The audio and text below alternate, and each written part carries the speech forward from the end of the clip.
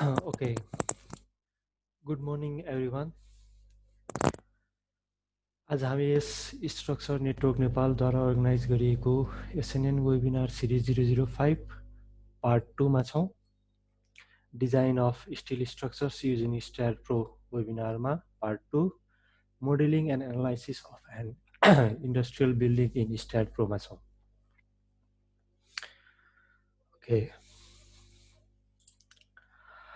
Okay आज हामी श्रावण 3 गते शनिबार आज हामी modelling and analysis of an industrial बिल्डिङमा हाइड्रो पावर हाउसको मोडेलिङ एनालाइसिस हेर्नेछौँ र डिजाइन पनि भ्यायो भने हेर्नेछौँ। त्यस्तै अर्को वेबिनार भनेको हाम्रो पार्ट 3 जुन चाहिँ अर्को हप्ता शनिबार रहनेछ, जुनमा चाहिँ फाइनल पार्ट रहनेछ यो हाम्रो वेबिनार सिरिज 5 को।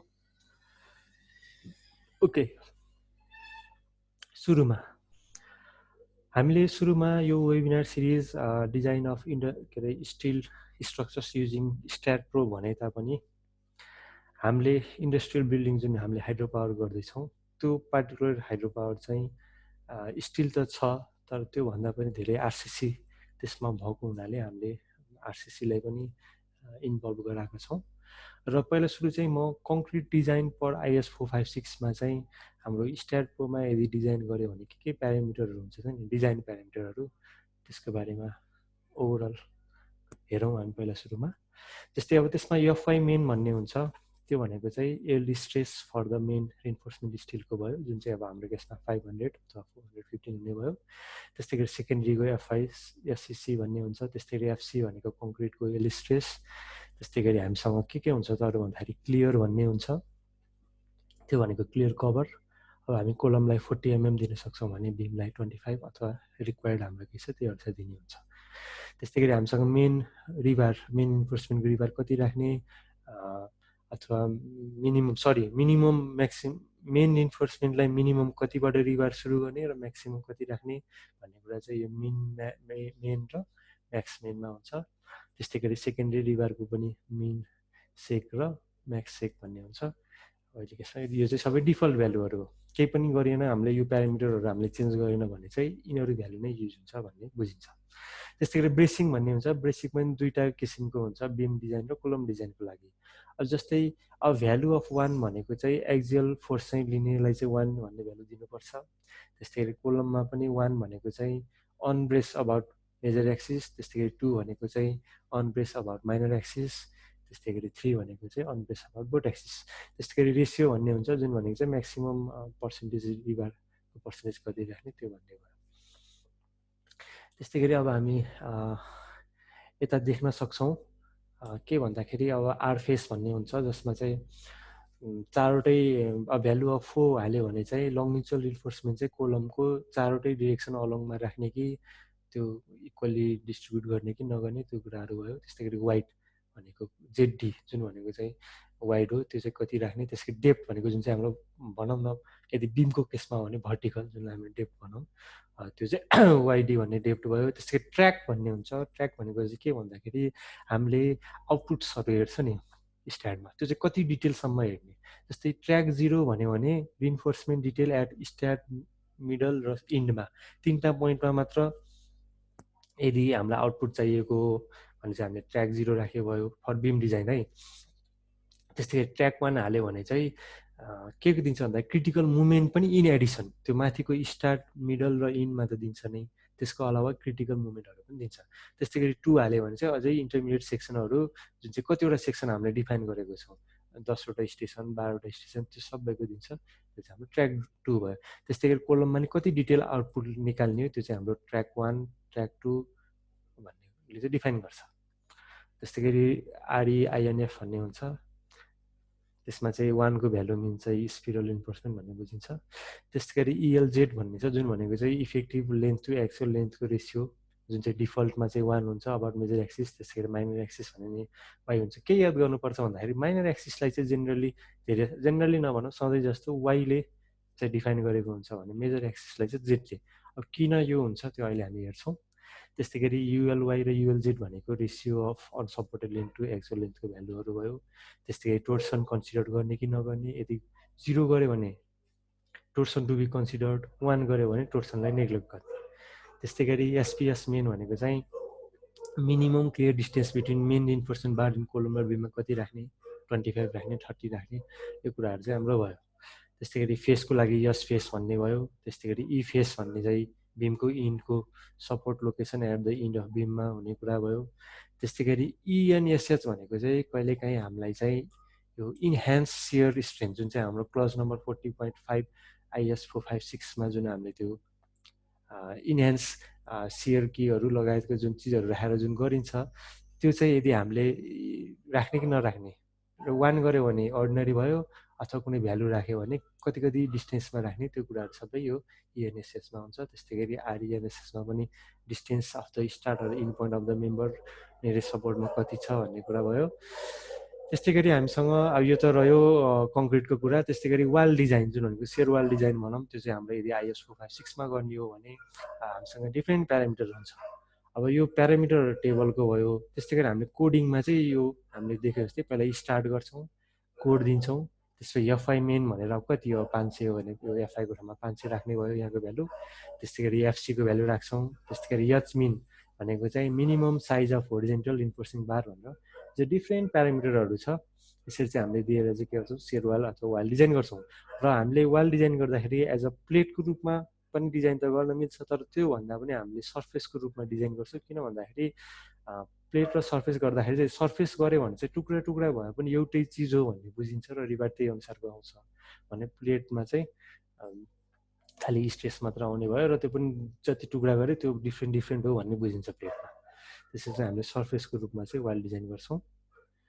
त्यस्तै गरी कङ्क्रिट अघि त हामीले 456 कङ्क्रिटको चेक गऱ्यौँ भने अब चाहिँ यो डक्टिलिटीको चेकिङमा पनि अब एफआई मेन यो सेकेन्डरी, त्यस्तै गरी कभर, एफसी, यो सबै कुराहरू हुन्छ। यहाँ पनि ट्र्याक भन्ने हुन्छ कति डिटेलमा आउटपुट लिने भनेर। त्यस्तै गरी एसपिएस मेन, एसपिएस यो सबै हुने भयो। प्लास्टिक यो सबै हुने भयो, कम्बाइन एसपिङहरू। ओके, अब हामी स्टिलमा जान्छौँ। अब स्टिल डिजाइन यदि हामीलाई एज पर आइएस 800 गर्ने छ भने त्यहाँ हुने प्यारामिटर भनेको एउटा चाहिँ केवाई जुन भनेको चाहिँ स्टिफनेसको value in local axis, K value जुन चाहिँ डिफल्ट भनेको 1 त्यो हाम्रो default value, minor axis Y भनेको फेरि, जेड भनेको फेरि के हो मेजर एक्सिस, त्यो चाहिँ डिफल्ट 1 हुन्छ। तर कहिलेकाहीँ हामीलाई क्यान्टिलिभर छ अथवा कुनै केही छ भने 2 राख्नु पर्यो अथवा घटाउनु पर्यो भने चाहिँ त्यो हामीले चेन्ज गर्नुपर्ने हुन्छ। किनकि प्रोग्रामले चाहिँ के बुझ्छ भन्दा सबै चिज एभ्रिथिङ इज 1 भन्ने बुझ्छ र त्यही भएर चाहिँ हामीले चाहिँ यदि क्यान्टिलिभर अथवा कुनै फिक्स अथवा कुनै अरू कन्डिसन छ भने हामीले त्यो अनुसार चेन्ज गर्नुपर्ने हुन्छ। त्यस्तै गरी एलवाई भन्यो भने लेन्थ भयो in the local axis, slenderness दिँदाखेरि लिने लेन्थ भनेको चाहिँ त्यो लेन्थ कति लिने एलवाई एलजेड त्यो भ्यालुहरू हामी दिनुपर्ने हुन्छ। त्यस्तै गरी एफआइएलडी भनेको एलिस्ट्रेन भयो।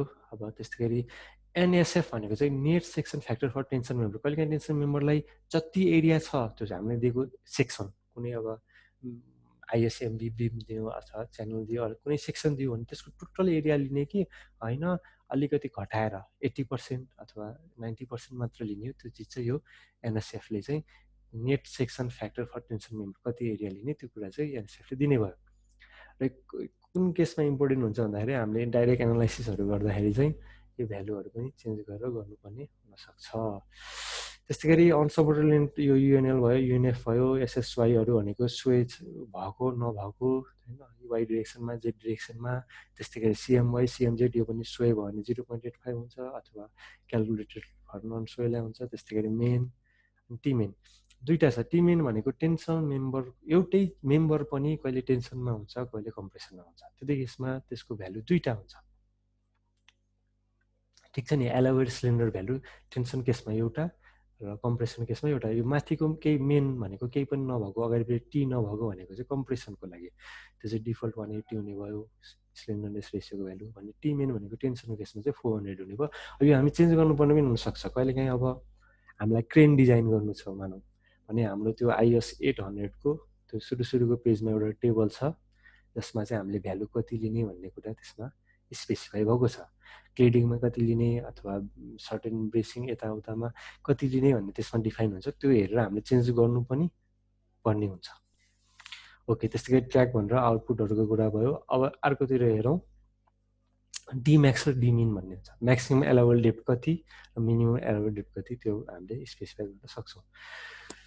त्यस्तै गरी एउटा मेन चिज डिफ्लेक्सनको लागि 3टा चिज हुन्छ। डिएफएफ भन्ने हुन्छ, DJ1 र DJ2 भन्ने हुन्छ। डिएफएफ भनेको डिफ्लेक्सन लेन्थ र म्याक्सिमम एलाउबल लोकल डिफ्लेक्सनको भ्यालु कति, 300 400, त्यो भनेको लेन्थ बाई त्यो एलाउबल डिफ्लेक्सनको भ्यालु कति राख्ने, 300 400 त्यो हामीले स्पेसिफाई गर्छौँ र त्यही अनुसार चेक हुन्छ प्रोग्रामले।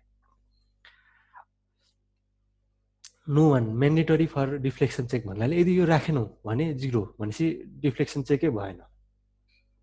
भ्यालु राख्यो त्यसलाई मात्र चेक हुन्छ, होइन केही पनि यो डिएफएफ भन्ने प्यारामिटरै हामीले चलाएनौँ भने त्यो त नो वान हुन्छ। त्यसैले त्यो mandatory, it is compulsory deflection check गर्ने हो भने यो भ्यालु म्यान्डेटरी छ, यो हामीले राख्नुपर्ने नै हुन्छ। भने यो त रह्यो भ्यालुको कुरा। भने त्यो पार्टिकुलर मेम्बर चाहे त्यो बिम होस् कोलमलाई चाहिँ त्यसको फर्स्ट पोइन्ट कुन लिने चाहिँ डिफ्लेक्सनको लागि फर्स्ट पोइन्ट अथवा सेकेन्ड पोइन्ट कुन लिँदैन त्यो भनेको चाहिँ DJ1 र DJ2 हुन्छ। अब यसलाई अलिकति क्लियरली हामी यो चित्रमा हेरौँ। जस्तै यो चित्रमा के दिएको छ भन्दाखेरि एउटा बिम दिएको छ, जुन बिम चाहिँ यहाँदेखि यहाँसम्म एउटा बिम, 2 देखि 3 सम्म एउटा बिम र 3 देखि 4 यसरी गरेर चाहिँ टुक्रा टुक्रा टुक्रा बनेर चाहिँ एउटा ठुलो बिम बनेको छ। र जहाँ चाहिँ सपोर्ट कहाँनिर छ भन्दाखेरि 1 नम्बरमा एउटा सपोर्ट छ र यो 4 नम्बरको नोडमा एउटा सपोर्ट छ। भनेपछि यो बिम एउटै बिम हो तर यो टुक्रा टुक्रा टुक्रा छ, अथवा यहाँ डिफ्रेन्ट किसिमको लोडहरू माथि लोड एप्लाई भएको छ डिफ्रेन्ट। अब के हुन्छ, अब हामीले डिएफएफ 300 राख्यौँ भन्नुको मिनिङ त्यसको टोटल लेन्थ बाई त्यसमा एलाउबल डिफ्लेक्सनको रेसियो भने कति भयो त 300 भन्नुको मिनिङ यदि त्यो 300 मिटरको बिम छ भने मानिलियो 300 मिटरको बिम छ भने 1 metre is the allowable deflection ratio value sorry. अब के हुन्छ त भन्दाखेरि यो बिम टुक्रा टुक्रा छ तर के छ त यसको फर्स्ट पोइन्ट यो हो र सेकेन्ड पोइन्ट यो हो, बिचमा कुनै सपोर्ट छैन नि। भनेपछि यो टुक्रा टुक्रा टुक्रा भए पनि यसको डिफ्लेक्सन हेर्नुपर्ने ठाउँ भनेको एउटा यहाँदेखि यहाँभित्रमा जुन म्याक्सिमम आउँछ त्यो डिफ्लेक्सन भनेको यो टुक्रा टुक्रा टुक्रा भएको सबै बिमको डिफ्लेक्सन नै त्यही हो। त्यही भएर हामीले के गर्छौँ त भन्दाखेरि डिएफएफ 300 भनेर त्यो बिम छ नि यहाँ टुक्रा टुक्रा एउटा दुईवटा टुक्रा टुक्रा बिम छ क्या यहाँ, त्यो सबैलाई डिएफएफ 300 र त्यो सबै बिमको DJ1 पोइन्ट भनेको दिस इज नम्बर 1 र DJ2 पोइन्ट भनेको चाहिँ नम्बर 4। यसरी कुनै केसमा हामीले बिम टुक्राउनु पर्ने हुन्छ। किन टुक्राउनु भन्दाखेरि अब हामीले लोड दिनु पर्यो, लोडलाई त पोइन्ट लोड नभनेको दिन मिल्दैन। फर इक्जाम्पल सपोज भने त हामीले टुक्राउँछौँ तर त्यो बिम त खास के हुन्छ एउटै हुन्छ। त्यही भएर के गर्छौँ त हामी त्यो सबै बिमलाई सेलेक्ट गरेर त्यसको DJ1 कति हो, DJ2 कति हो, डिएफएफ कति हो यो हामीले दिनै पर्ने हुन्छ। यो हामी यो पावर हाउसको मात्र हेर्दैनौँ, अरू पावर हाउस नेक्स्ट वेयर हाउसको जुन छ त्यो पार्टमा चाहिँ हामी त्यो स्टिल गर्दाखेरि पक्कै नै यो हेर्ने नै छौँ। ओके,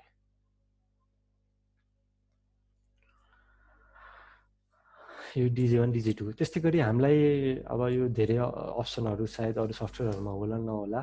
जस्तै कोलममा लेसिङ र ब्याटर्न गर्दाखेरि पनि प्यारामिटरहरू दिने मिल्छ। जस्तै सी टाइप भन्ने दिने मिल्छ। त्यसमा चाहिँ अब 1 भनेको के, 1 भनेको यहाँ भनेको छ सी टाइप 1 भनेको सिङ्गल लेसिङ जसमा रिबेट राखिएको। अब रिबेट र बोल्टिङ भनेको एउटै हो भन्ने बुझ्दा पनि भयो, एउटै नै हो त्यो यो सफ्टवेयरको केसमा, यो स्टारको केसमा। र 2 भनेको रिबेट डबल हुँदाखेरि, 3 भनेको वेल्डेड हुँदाखेरि, 4 भनेको डबल लेसिङ वेल्डिङ हुँदाखेरि वेल्डेड हुँदाखेरि, र 5 भनेको ब्याटर्न रिबेट हुँदाखेरि, र ब्याटर्न वेल्ड हुँदाखेरि 6 यो भयो। त्यस थिटा भनेको कति एङ्गल बनाउँछ त नि लेसिङले भन्ने। अब चाहिँ हामीलाई थाहा छ 40 देखि 70 हुनुपर्छ र 50 चाहिँ डिफल्ट भ्यालु हो। कहिलेकाहीँ हामीले त्यो भ्यालु चेन्ज गर्नु परे पनि गर्न सक्छौँ। त्यस्तै गरी नोमिनल डायमिटर भयो रिबेटको, त्यस्तै गरी एलाउबल सेयर स्ट्रेस भयो, त्यस्तै गरी एलाउबल यो भयो, यो सबै कुराहरू एज डिस्टेन्सको कुराहरू यो सबै हामीले के गर्न सक्छौँ त इनपुट दिन सक्छौँ। त्यस्तै गरी double channel back to back हो कि फेस टु फेस हो यो इम्पोर्टेन्ट छ। किन भन्दाखेरि अब जेनरली चाहिँ हामीले कोलमहरू बनाउँदाखेरि आई सेक्सन हाम्रोमा अब आइएसएमबीहरू मात्र आउने भएर हामीले चाहिँ च्यानललाई चाहिँ अब फेस टु फेस राखेर प्याटर्न मिक्सिङ गरेर गर्छौँ। त्यो गर्दाखेरि हामीले के दिनुपर्ने त्यो प्यारामिटर चेन्ज गर्न सक्छौँ। त्यस्तै सेन्टर अफ ग्राभिटी पनि यहाँ दिन मिल्छ। त्यस्तै गरी स्पेसिङहरू डबल च्यानलको यो सबै भयो। अब एउटा चिज मलाई यहाँ अलिकति थप्न मन लाग्यो, जस्तै अब यो माथिको चाहिँ यहाँ अलिकति फिगर क्लियर छैन रहेछ। त्यसैले मानिलिउँ यो आई सेक्सन हो। आई सेक्सनमा के छ त भन्दाखेरि माथितिर वाइ दिएको छ जुन चाहिँ हाम्रो माइनर एक्सिस हो र यतातिर चाहिँ जेट भनेर दिएको छ जुन चाहिँ हाम्रो मेजर एक्सिस। अब यो माइनर एक्सिस कसरी भयो, मेजर एक्सिस कसरी भयो भन्दाखेरि हाम्रो यो वाइ भनेको सधैँ माइनर एक्सिस हो, ठिक छ। त्यस्तै गरी जेट भनेको मेजर एक्सिस। अब यो कसरी भयो भन्दाखेरि मानिलिउँ, ठिक छ, यो डिरेक्सनमा मुभमेन्ट, यो वाइ डिरेक्सन फोर्स लाग्यो भने त यो भर्टिकल्ली नै फोर्स अथवा डाउनवार्ड जुन लाग्छ त्यो वाइ डिरेक्सनको फोर्स भयो। तर यदि मुभमेन्ट लगाउनु पऱ्यो भने चाहिँ यस्तरी यो घुमाएर जुन त्यो राइट ह्यान्ड रुल हामीले यसरी लगाउँदाखेरि घुम्छ एउटा डिरेक्सनमा मुभमेन्ट, तर देखाउने चाहिँ माथि हुन्छ नि। त्यस्तै वाइ मुभमेन्ट भनेको चाहिँ यो यस्तरी खाले घुमाउने, यसको डिरेक्सन चाहिँ माथि देखाउने तर घुम्छ चाहिँ अर्को डिरेक्सनमा, त्यो चाहिँ हाम्रो वाइ मुभमेन्ट हो। त्यस्तै गरी जेट मुभमेन्ट भनेको पनि ठ्याक्कै यसरी घुम्ने र के हुन्छ त डिरेक्सन चाहिँ जेटतिर देखाउने होइन, यतातिर जुन हाम्रो फिगरमा चाहिँ आउट अफ प्लेन हामीतिर आएको डिरेक्सनमा घुम्ने चाहिँ ठ्याक्कै अबाउट द जेट एक्सिस। अब यो भयो।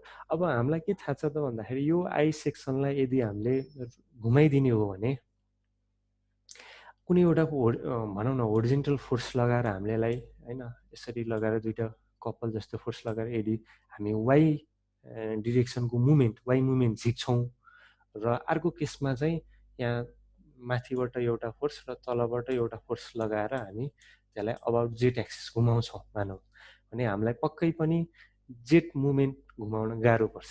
त्यो हामीलाई थाहा छ, सिम्पल हाम्रो आईको भ्यालु बिडी क्युब बाई 12 हुन्छ र त्यो आईको पनि अलिक फरक खाले भ्यालु हुन्छ। त्यो अनुसार चाहिँ हामीलाई थाहा छ कि यो जेट एक्सिसको मुभमेन्ट घुमाउन चाहिँ गाह्रो हुन्छ। त्यही भएर जेनरली के हुन्छ त भन्दाखेरि यो जेट एक्सिसलाई मेजर एक्सिस भन्ने गरिन्छ र वाइ एक्सिसलाई चाहिँ माइनर एक्सिस भन्छ। यो चाहिँ हामीले मुभमेन्टबाट पनि अब यो घोकिराख्नु परेन, यसरी हेरेर पनि त्यस बुझ्न सक्छौँ। यो कुरा भयो मेजर र माइनरको। ओके, यसपछि अब हामी जान्छौँ स्टिल डिजाइन आइएस 802। 802 किन त भन्दाखेरि यो चाहिँ overhead transmission line tower design गर्ने कोड हो। अब यसमा पनि केवाई केजेड एलवाई एलजेड एफआइएलडी मेनको कुराहरू हुन्छ र यहाँ लेगको कुरा हुन्छ, किनकि पक्कै पनि अब ट्रान्समिसन टावर भनेपछि अब त्यो डिफ्रेन्ट लेयरमा डिफ्रेन्ट साइजहरू राख्नुपर्ने हामीलाई हुन्छ। त्यस्तै गरी लेगको कुराहरू, त्यस्तै गरी एङ्गलको कुराहरू, यो सबै हुन्छ। त्यस्तै गरी गसेटको थिकनेस, प्लेटको थिकनेस, त्यस्तै गरी होल। अब होलमा चाहिँ अब बोल्टको साइज प्लस 1.5 भन्ने चाहिँ बाहिर अलिकति खाली जस्तो बोल्टको बाहिरपट्टि त्यो कन्सिडर गरेर त्यति हुन्छ। ओके, त्यसपछि कोल्ड फर्म स्टिलको लागि हामीसँग कोड हुन्छ आइएस 801, जुनमा पनि हामीसँग डिफ्रेन्ट यो बिम, सिएमजेड, सिएमवाई यो सबै प्यारामिटरहरू हामीसँग हुन्छ। ओके, यो चाहिँ रह्यो प्यारामिटरको कुराहरू। अब हामी पहिला सुरुमा चाहिँ एउटा स्टिल स्ट्रक्चर भनौँ न, पोर्टल फ्रेम टाइपको स्ट्रक्चरमा के कम्पोनेन्टहरू हुन्छ खास गरी इन्डस्ट्रियलमा, त्यो हामी यहाँ 29वटा कम्पोनेन्टहरू छ, त्यो यो फिगरमा हेर्ने नै छौँ। र त्यसपछि हामी हाइड्रो पावर मोडलिङ, हाइड्रो पावरको पावर हाउसमा हामी जानेछौँ। ओके, अब पहिला सुरुमा यो नम्बर 1मा यहाँ के छ त भन्दा यहाँ पनि हेर्न सकिन्छ कङ्क्रिट फुटिङ। पहिला सुरुमा हाम्रो कङ्क्रिट फुटिङ हुन्छ। कङ्क्रिट फुटिङ भन्दा भित्र के घुसेको हुन्छ भन्दा पक्कै पनि एङ्कर बोल्ट घुसेको हुन्छ र त्योभन्दा माथि के हुन्छ बेस प्लेट हुन्छ। यो 1 2 3 भनेको बेस प्लेट। पहिला सुरुमा कङ्क्रिट फुटिङ, त्यसलाई एङ्कर बोल्ट भित्रसम्म एङ्करेज हुने भयो, त्यसको माथि बेस प्लेट हुने भयो। त्यस्तै गरी हाम्रो यो 4 नम्बरमा छ के त भन्दाखेरि गर्ड, इन वाल गर्ड। किन भन्दाखेरि हामीलाई चाहिँ अब वालहरू दिनुपर्ने हुन्छ, सिटिङहरू दिनुपर्ने हुन्छ, अब त्यो अडाउनु पर्यो। त्यसको लागि चाहिँ हामीले चाहिँ यो बिम जस्तो टाइपको स्ट्रक्चर बनाऊँ, गर्ड चाहिँ यसरी वरिपरि हामी दिन्छौँ, त्यसलाई चाहिँ के भन्छ हामी गर्ड भन्छौँ। त्यस्तै गरी 5 नम्बरमा छ हाम्रो के त भन्दाखेरि यो पोर्टल ब्रेसिङ। अब यसलाई किन ब्रेसिङ भनियो भन्दाखेरि कहिलेकाहीँ हामीलाई अब यहाँ देख्न सकिन्छ एज इन फिगर, यहाँ ब्रेसिङ छ, ब्रेसिङ छ, ब्रेसिङ यसरी पुरै ठाउँमा ब्रेसिङ हाल्दै हाल्दै हाल्दै यहाँ पनि ब्रेसिङ हाल्यो र यहाँ पनि ब्रेसिङ हाल्नुपर्ने थियो। तर के भइदियो त भन्दाखेरि अब यो बाटो जस्तो अब यहाँबाट ट्रक जाने हो अथवा डोर हो मान्छे जाने आउने, त्यसको लागि चाहिँ के भयो त्यहाँ ब्रेसिङ राख्न मिलेन। भनेपछि अब हामीले चाहिँ बिम टाइपको ब्रेसिङ, जुन भनेको चाहिँ होरिजेन्टल मेम्बर टाइपको ब्रेसिङ राख्यो भने चाहिँ त्यस्तोलाई चाहिँ हामीले पोर्टल ब्रेसिङ, जुन चाहिँ पोर्टल फ्रेममा पनि भयो, त्यसलाई चाहिँ हामी पोर्टल ब्रेसिङ भन्छौँ, जसको काम भनेको ब्रेसिङको काम गर्नेछ। त्यो चाहिँ भयो। अब हामीले च्यानलहरू राख्दा पनि भयो त्यहाँ। त्यस्तै गरी यो 6 नम्बर जुन यो माथिबाट यस्तो यो जुन छ यो त पक्कै पनि के भइहाल्यो हाम्रो स्ट्रेट कोलम मेन फ्रेम भइहाल्यो। त्यस्तै गरी हामीसँग 7 नम्बरमा यो ब्रेसिङ त भइहाल्यो, यसलाई हामी वाल ब्रेसिङ जुन चाहिँ एङ्गलहरू रडहरू केबलहरू राखेर गर्ने भयो, यो चाहिँ सबै भइहाल्यो ब्रेसिङ। त्यस्तै गरी हामीसँग 8 नम्बरमा के छ त झ्यालहरू जस्तो बनाउनलाई वरिपरि यसरी राखेको हुन्छ, यसलाई चाहिँ हामी के भन्छौँ फ्रेम्ड ओपनिङ विन्डोहरू त्यस्तोको लागि चाहिँ ओपनिङ गर्नलाई राखेको चिज भयो। त्यस्तै गरी हामीसँग 9 नम्बरमा के छ भन्दाखेरि 9 नम्बरमा पोस्ट छ। अब यहाँ हेरौँ के हुन्छ त भन्दाखेरि गर्ड यहाँ राख्छौँ, तर गर्ड चाहिँ अब यहाँदेखि यहाँ फुल स्पान त यो मेन कोलम हो, यो मेन कोलम हो। अब यहाँदेखि यहाँसम्म एउटा गर्ड हाल्छु भन्यो भने त्यो फेल हुन्छ, लोकल फेल त्यहाँ आइहाल्छ, त्यो विन्डले गर्दा त्यो गर्नै मिल्दैन।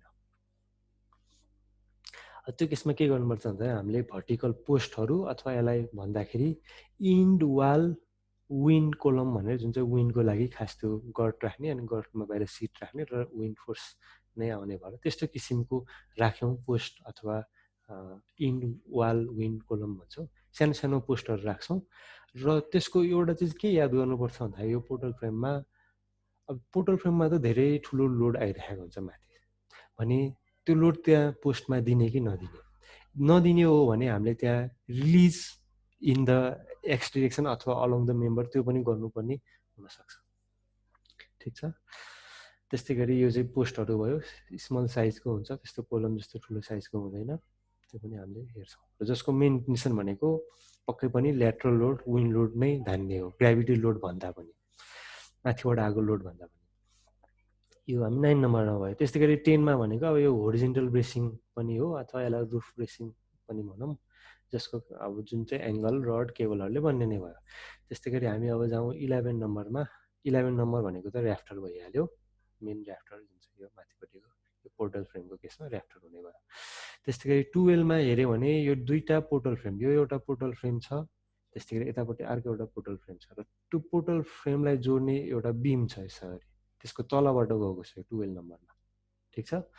त्यो बिमलाई चाहिँ के भन्छ ज्याक बिम भन्छ, जसको काम चाहिँ के हुन्छ भन्दाखेरि कहिलेकाहीँ अब त्यहाँ भित्र एउटा कोलम राख्नुपर्ने थियो होइन, किन यहाँ राखेपछि यहाँ पनि राख्नु पऱ्यो, तर त्यो राख्न मिलेन, त्यहाँ कुनै स्पेस हामीलाई चाहिएको थियो भनेपछि अब हामीले त्यो कोलमलाई त के अरे त्यो फ्रेमलाई त स्पान गराउनु पऱ्यो भनेपछि एउटा हामीले बिम राख्यौँ भने त्यस्तोलाई ज्याक बिम भन्छौँ। अथवा कहिलेकाहीँ हामीलाई मानिलिउँ हाम्रो यतापट्टि एउटा पोर्टल फ्रेम अथवा यो के भने ऱ्याफ्टर छ यतापट्टि एउटा, त्यसरी उतापट्टि एउटा ऱ्याफ्टर छ र बिचमा हामीले एउटा आई सेक्सन अथवा कुनै एउटा बिम राखेर दुइटालाई जोड्दियौँ भने पनि त्यसलाई पनि यदि त्यसले यदि कोलमको ठाउँमा त्यो राखेर गऱ्यो भने त्यसलाई चाहिँ हामी ज्याक बिम भन्न पनि सक्छौँ। जसको काम भनेको चाहिँ यो लङ स्पानमा चाहिँ जाओस् भनेर बिचमा राखेको बिम भयो, ज्याक बिम। त्यस्तै गरी अब हामी जाउँ 13 नम्बरमा। कहाँनिर छ 13 नम्बर? ओके यहाँ छ। 13 नम्बर भनेको पक्कै पनि त्यो चाहिँ अब कोलम भइहाल्यो, यो कोलम जस्तै यो कोलम, तर यो चाहिँ अलिकति ट्यापर्ड छ। त्यस्तै गरी 13 नम्बरमा हामी गयौँ। त्यस्तै गरी 14मा भनेको चाहिँ अब यो क्यान्टिलिभर फ्यासिया फ्रेम भन्ने छ। अब यो भनेको त अब कुनै बोर्डहरू त्यस्तो अल्झाउनु पऱ्यो डिजाइनको लागि भन्ने बाहिर अर्काउने कुरा भइहाल्यो, त्यो भयो। त्यस्तै गरी अर्को 15मा गयो भने जस्तै यहाँ 15मा अलिकति हामी हेऱ्यौँ भने 15मा यदि हामी अलिक जुम गरेर हेऱ्यौँ भने के देखिन्छ भन्दाखेरि यतापट्टि चाहिँ एउटा पिच टाइपको दुइटै डिरेक्सनमा स्लोप भएको रुफ छ, तर अर्कोतिर चाहिँ एउटा मात्र मोनो स्लोप भएको रुफ छ। त्यसलाई हामी लिन टु फ्रेम अथवा लिन टु रुफ टाइपको फ्रेम अथवा त्यो भनौँ रुफ स्ट्रक्चर भनौँ मोनो स्लोपै भनौँ, त्यस्तो खाले भयो भने चाहिँ हामी त्यसलाई के भन्छौँ त भन्दाखेरि लिन टु फ्रेम भन्छौँ। त्यस्तै गरी अर्को क्रेन बिम भन्ने छ, यो जुन चाहिँ 16 नम्बरमा रहेको छ। अब क्रेन बिम यहाँ अलिकति देखिँदैन, जस्तै यो येल्लो रङको जुन बिममा चाहिँ हामी क्रेन दौडाउँछौँ त्यसलाई चाहिँ क्रेन बिम अथवा रनवे बिम जे भन्दा पनि भयो। त्यस्तै गरी हामीसँग क्रेन कोलम भन्ने पनि हुन्छ, जस्तै त्यो बिम त क्रेन बिम भइहाल्यो, चाहे यो माथिको होस् अथवा यताको। यदि त्यसलाई छुट्टै धान्नलाई यदि कुनै स्ट्रक्चर बनाउँछ भने त्यसलाई चाहिँ हामी क्रेन कोलम भनेर भन्छौँ। यो 17 नम्बरको त्यो सानो छ यति पार्टलाई मात्र। त्यस्तै गरी हामी 18मा चाहिँ इओटी जुन यो 18को यो ठुलो छ यतादेखि यतासम्मको इओटी क्रेन भन्छ। यो भनेको इलेक्ट्रिकल्ली ओपरेटेड ट्राभलिङ क्रेन भनेको क्रेन नै भनौँ, जस्तै इलेक्ट्रिकल्ली मोटरहरू भएर यताउता लैजान मिल्ने। अब यसमा यो जुन क्रेन छ भनौँ, अब यो होरिजेन्टल्ली यसरी यता यो डिरेक्सन उता डिरेक्सनमा जाने एउटा मोटरले तान्ने भयो। त्यस्तै गरी यो क्रेन टोटल स्ट्रक्चरलाई नै हामी यसरी यो डिरेक्सनमा लैजाने अर्को जेनेरेटरबाट पनि गर्न मिल्छ। अब क्रेनको टाइपमा डिपेन्ड गर्छ त्यो। अब कुनै केसमा खालि होरिजेन्टली मात्र गर्ने हो अथवा चल्दै नचल्ने खालि त्यो जुन हुन्छ नि हाम्रो क्रेनको वायर मात्र तल माथि मात्र गर्ने हो कि अब त्यो होरिजेन्टली मात्र गर्ने हो कि भर्टिकली पनि गर्ने, यता अर्को होरिजेन्टल डिरेक्सनमा जाने, त्यो क्रेनको टाइपमा डिपेन्ड गर्छ। ओके, त्यस्तै गरी हामीसँग अरू स्ट्रक्चर भनेको 19 नम्बर छ र 19 नम्बरमा हामी कहाँनिर छ भन्दाखेरि रुफ पर्लिन, यो पर्लिन भइहाल्यो, यो जुन सेतो सेतो जस्तो देखिन्छ यो त पर्लिन भइहाल्यो। अब च्यानल, एङ्गल अथवा जेट सेक्सन च्यानल त्यो हामी राख्न सक्छौँ। त्यस्तै गरी 19 नम्बर भयो। 20 नम्बरमा अब यो के छ त भन्दाखेरि फ्ल्यान्ज ब्रेस भन्ने छ। अब यहाँ यो अलिकति क्लियरली देखिन्न, जस एउटा किसिमको ब्रेस फलम जुन चाहिँ फ्ल्यान्जमा गएर बिमको फ्ल्यान्जमा गएर जोडिन्छ त्यो हो। त्यस्तै गरी स्याग रड भन्ने जसको काम भनेको पर्लिनलाई अलिकति हेल्प गर्ने अथवा स्याग कम गर्ने, त्यसलाई चाहिँ हामी स्याग रडहरू भन्छौँ, जुन चाहिँ माथि नै पर्लिन माथि नै हुन्छ रुफको माथि स्ट्रक्चरमा। त्यस्तै गरी हामीसँग इभ स्ट्रड भन्ने हुन्छ, जुन चाहिँ इभ भनेको चाहिँ के भन्दाखेरि त छेउ पार्टलाई चाहिँ एपेक्स इभहरू भयो, बिचको एपेक्स, त्यस्तै गरी इभ भयो, त्यहाँ भएको त्योलाई चाहिँ बिमलाई चाहिँ इभ स्ट्रड भन्छ, जुन चाहिँ यो 22 नम्बरको छ। अब यसमा अलिकति फरक हुन्छ, जस्तै यो पर्लिन र इभ स्ट्रडमा चाहिँ अब यसको कनेक्सनहरू चाहिँ अलिकति फरक हुन्छ। त्यस्तै गरी यो 22 को कुरा भयो। त्यस्तै गरी 23मा चाहिँ अब साइड वाल गर्ड भन्ने छ, जुन भनेको यो त्यो गर्डकै कुरा भयो, यही गर्ड जस्तै यतापट्टि अर्को गर्ड भयो। त्यस्तै गरी यो कतिमा पुग्यो हामी 24मा छ फेसिया भयो, यो ठिकै छ। त्यस्तै गरी 25मा केज लेडर भन्ने छ, यो जुन मङ्की लेडर यस्तो खाले लेडर भयो। त्यस्तै गरी हामीसँग डेक भन्ने छ, डेक विथ स्टिल मेस भनेर तलपट्टि स्टिल राखेको माथि त्यो छ। त्यस्तै गरी ह्यान्डरेलहरू भन्ने छ हामीसँग। त्यस्तै गरी स्टिर केसहरू छ। त्यस्तै गरी हामीसँग लास्ट नम्बरमा 29 नम्बरमा हाम्रो के छ त भन्दाखेरि कोरबेल, क्रेनको अथवा त्यो कोलममा जोडिने कोरबेल, जसलाई हामी क्रेन ब्र्याकेट अथवा कोरबेल भनौँ, त्यो चाहिँ हाम्रो यहाँ क्रेन ब्र्याकेट यहाँ छ। यो रह्यो स्टिल स्ट्रक्चरकै पार्टहरू। अब यो सबै स्याम्पल चाहिँ मैले के भन्दाखेरि एउटा पिबी प्रि इन्जिनियर्ड बिल्डिङ भनौँ त्यसबाट लिएको हो। अब पिबी र हामी पिबी त गर्दैनौँ, हामी हाम्रो यो प्रेजेन्टेसन वेबिनार सिरिजमा पक्कै पनि यो मेसिनमा कन्भेन्सनल स्टिल बिल्डिङ नै गर्छौँ। तर किन पिबी भन्ने त्यो यसो हेरौँ। अब पिबीमा के हुन्छ भन्दाखेरि अब यदि हामीले मुभमेन्ट डायग्राम हेऱ्यौँ भने जेनरली मुभमेन्ट कस्तो हुन्छ त भन्दाखेरि यहाँ इन्डमा धेरै, त्यस्तै गरी बिचमा पनि धेरै, घट्दै गएपछि इन्डमा पनि धेरै। त्यस्तै यो चाहिँ बिमको केसमा भयो, माथिको यो भनौँ न यो राफ्टरको केसमा। अब तलपट्टिको यो कोलमको केसमा हेऱ्यो भने तलपट्टि थोरै अनि माथि गएर बढ्ने यस्तो हुन्छ। अब कन्भेन्सनलमा के हुन्छ त हामीले जति म्याक्सिमम् साइज चाहिन्छ त्यो थ्रु आउट दिन्छौँ, कोलममा पनि बिममा पनि त्यो थ्रु आउट दिन्छौँ। तर पिबीमा चाहिँ के हुन्छ भन्दाखेरि साइज चाहिँ घटाउँदै ट्यापहरू गरेर जहाँ जति चाहिएको हो त्यहाँ त्यति मात्रै दिने हुन्छ। त्यसलाई चाहिँ पिबी प्रि इन्जिनियर बिल्डिङ भनेर चाहिँ गरिन्छ। अब यसको डिफ्रेन्ट एडभान्टेजहरू पनि छ, डिसएडभान्टेजहरू पनि छ। हाम्रो सेसनमा हामी त्यहाँ डिस्कस गर्दैनौँ। ओके, अब हामी हाम्रो मेन टपिकमा हौँ, design of industrial building hydro power हाउसको बारेमा। र यहाँ दुईवटा चित्र देखाइएको छ। दुईवटा चित्रमा चाहिँ एउटा फ्रान्सिस टर्बाइन र अर्को पेल्टन टर्बाइनको छ। र यहाँ हेर्दाखेरि माथि के देख्छ त हामीले भन्दाखेरि जेनरली ट्रस देखेछौँ, त्यसपछि यहाँ क्रेन देख्छौँ, क्रेनको हुक देख्छौँ, त्यो क्रेनलाई धान्ने कोरबेल अथवा ब्र्याकेट देख्छौँ, त्यसलाई त्यसको तल बसेको कोलम देख्छौँ, बाहिर वाल सिस्टम देख्छौँ। यो रह्यो हाम्रो त्यो टर्बाइन राख्ने रुम भयो। त्यस्तै गरी यतापट्टि हाम्रो अफिस भन्ने छ। अब यता पनि अफिस भन्ने छ, अफिसलाई अब स्ल्याब लगाएर ढाके पनि भयो अथवा लिन टु फ्रेम अथवा लिन टु रुफ भनेर एउटा मोनोस्लोप रुफ राखे पनि भयो। अब यहाँ अलिकति डिटेलली हेर्ने हो भने के देख्छौँ त भन्दाखेरि अब यो जेनेरेटर भनौँ न, यो टर्बाइनको जेनेरेटर चाहिँ ठ्याक्कै ग्राउन्डमा छैन, अलिकति माथि ब्लक बनाएर राखिएको छ। त्यस्तै भने कुनै स्ट्रक्चरै भित्रभित्र मेसिन फाउन्डेसन कुनै भित्र गएको छ, कुनै बाहिर गएको छ, सबै छ। अब पेन स्टक कताबाट आएको छ, यो केसमा यताबाट आएको छ।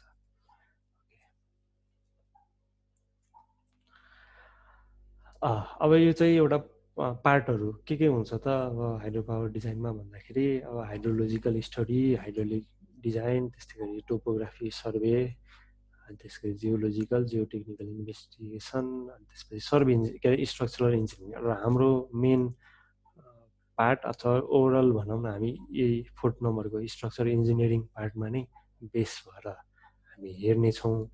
तर अब हाइड्रोलोजी यिनीहरू चाहिँ अब अलिअलि डिस्क्राइब मात्र गर्छौँ। त्यसै गरी इलेक्ट्रिकल सिस्टम हुन्छ, इलेक्ट्रोमेकानिकल, हाइड्रोमेकानिकलहरू हुन्छ। ओके, पहिला सुरु अब रुफ ट्रसको कुरा गरौँ डेड लोडबाटै। अब डेड लोडमा चाहिँ अब डेड लोडहरू हामीलाई थाहा छ, IS 875 पार्ट 1बाट हामी डेड लोड झिक्न सक्छौँ, होइन भने हामीसँग एप्रोक्सिमेट डेड लोड झिक्ने फर्मुलाहरू पनि यस्तो यस्तो रहेको छ। सबैभन्दा राम्रो भनेको चाहिँ अलिकति भ्यालु बढाएर डेड लोड राख्दै जानुभयो अथवा हामीले त्यही चिजलाई मोडल गरेर गर्दा पनि भयो। त्यस्तै गरी इक्विपमेन्ट अथवा मेसिन फाउन्डेसन के अरे मेसिन लोडहरू कोमा चाहिँ के इम्पोर्टेन्ट हुन्छ भन्दाखेरि त्यो लोडहरूको म्याग्निच्युड कति हुन्छ, त्यसको डिरेक्सन र त्यसमा एप्लाई त्यो कहाँनिर एप्लाई गर्छ त्यो कुरा हामीलाई थाहा पाउनु जरुरी हुन्छ। र यो हाम्रो clause number 4.2.3 of IS 4247 1993 part 1मा चाहिँ इन्फर्मेसन रिक्वायर्ड कस्तो कस्तो इन्फर्मेसन हामीलाई चाहिन्छ भनेर त्यहाँ स्पेसिफाई गरेको छ। र कहिलेकाहीँ but not limited to it भन्नाले हामीलाई त्यही भएको चिज मात्र चाहिन्छ भन्ने होइन, त्योभन्दा धेरै पनि चाहिन सक्छ। यो चाहिँ इक्विपमेन्ट अथवा मेसिन लोडको केसहरू भयो। त्यो नभइकन अब हामीलाई अब यदि त्यो इक्विपमेन्ट छ भने त त्यसको सायद डाइमेन्सन पनि चाहिने हो कि विन्ड लोड कन्सिडर गर्नुपर्ने हो कि सपोज त्यो स्ट्रक्चर कुनै बाहिर छ भने त्यो पनि हामीलाई केस अनुसार डिफ्रेन्ट चिजहरू इन्फर्मेसन चाहिने हुन्छ। त्यस गरी लाइभ लोडमा अब हामीसँग यो छँदैछ 875 पार्ट 2को यो टेबल 2, जसमा चाहिँ अब एक्सेस भयो भने 1.5 र भएन भने 0.75 र 10 डिग्रीभन्दा बढी हुँदै गयो भने चाहिँ 0.02 घटाउँदै जाने भन्ने छ। त्यस्तै गरी स्नो लोडको लागि हामीसँग 875 पार्ट 4 छ, अथवा सिम्पली हामी 2.5 kilometre per metre square depth पनि युज गर्न सक्छौँ, अथवा स्नो लोडको लागि त्यो ब्यालेन्स अनब्यालेन्स लोड केस भनेर त्यो डिफ्रेन्ट अमेरिकन कोडहरूको त्यो गर्न मिल्ने छ, त्यो गर्दा पनि सकिन्छ। यो भयो। त्यस्तै गरी हामीसँग यो चाहिँ हाम्रो NBC 106ले चाहिँ 3 सेन्टिमिटर हुन्छ दिएको छ। त्यस्तै गरी विन्ड लोडको केसमा हामीसँग 875 2015 नयाँ पार्ट छ, यो पार्ट 3 नयाँ कोड भनौँ त्यो छ। त्यस्तै गरी 104ले चाहिँ हामीलाई 47 र 55 सजेस्ट गर्छ। 47 चाहिँ हाम्रो हिली रिजनहरूमा, तराई प्लेन रिजनहरूमा भने एकदम हायर हिमालयमा चाहिँ 55 गर्नु भन्ने छ।